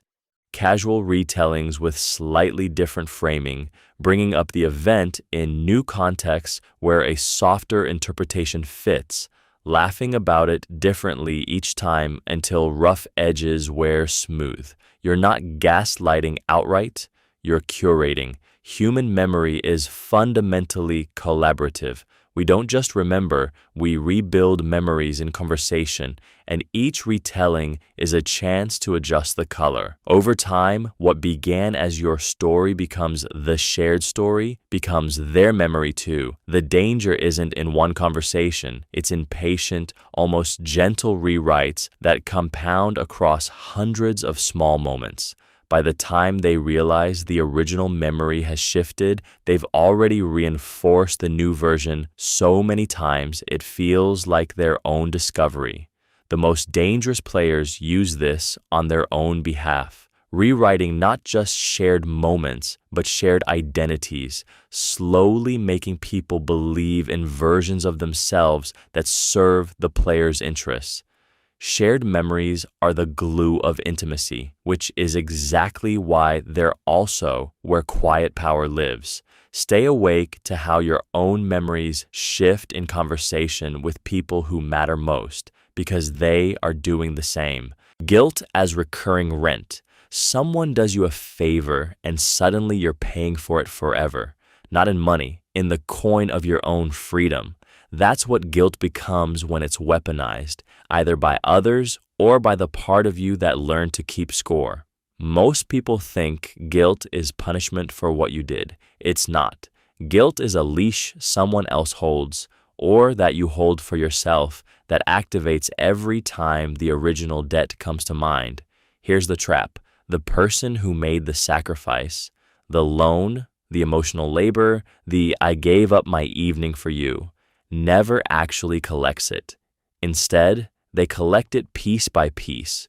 Through your flinch, your overcompliance, your automatic yes when you want to say no. You become cheaper to keep than to lose. And the worst part is how it compounds. Small guilts pile into resentment. Resentment piles into distance. Then one day you realize you've been paying rent in a space that stopped feeling like home.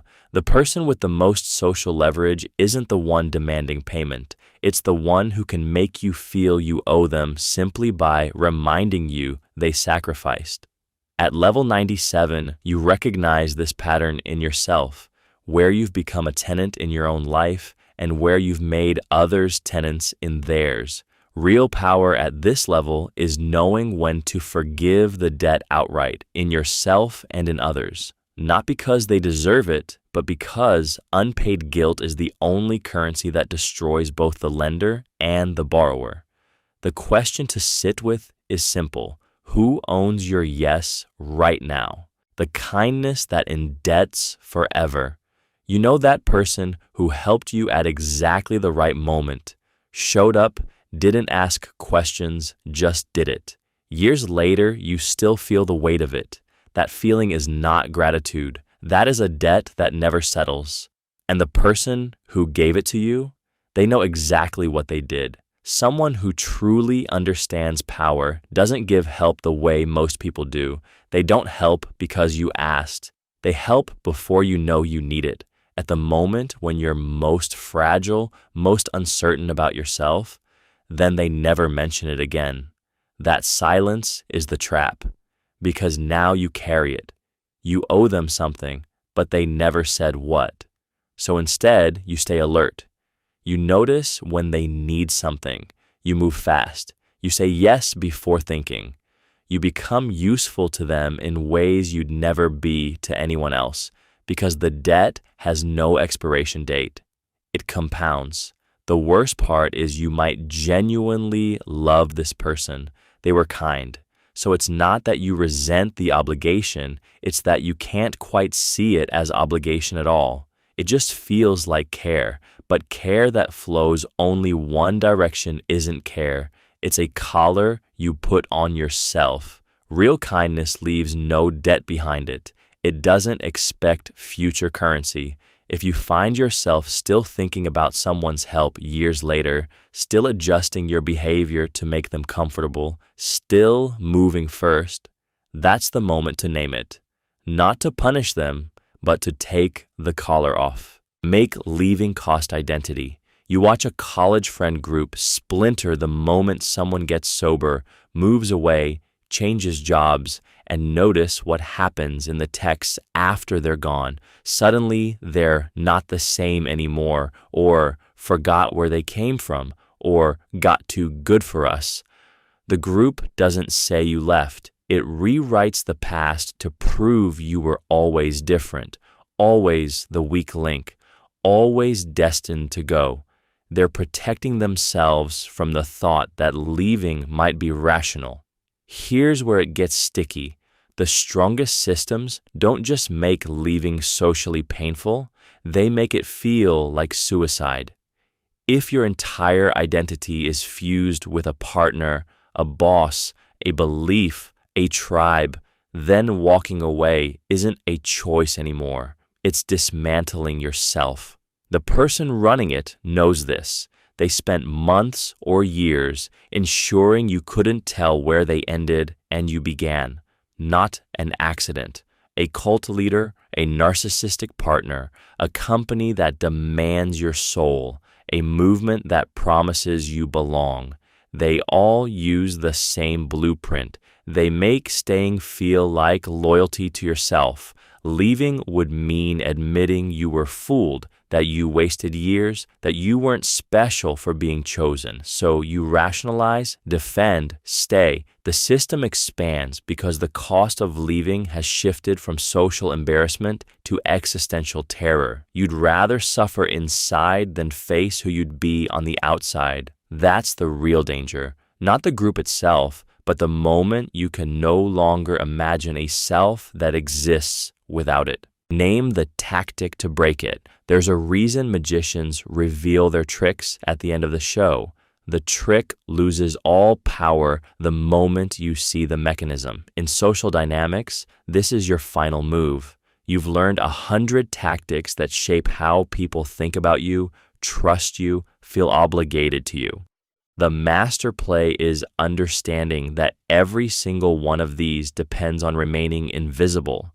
The moment someone notices the pattern, the spell breaks. So the ultimate skill isn't executing another tactic, it's naming what someone else is doing to you the instant you feel its pull. When someone suddenly shifts to flattery right after criticism, when they're suddenly your best friend before asking for something huge, when a group story hardens right when you try to ask a question, your job is to say it out loud, at least to yourself, not as accusation, not as anger, just acknowledgement. That's the game. The psychology researcher who names the bias at dinner kills its hold on her own thinking. The person in the meeting who thinks, I'm being anchored right now, suddenly has a choice about where their mind goes next. It doesn't make you cynical, it makes you free, because awareness is the only immunity. You can't exploit someone who's already seen the map. The most dangerous social power in the room belongs to the person who knows what's happening and can stay calm anyway, not the person running the oldest tricks. Your real advantage isn't learning more tactics. It's becoming someone nobody can run a tactic on without you noticing, and that changes everything.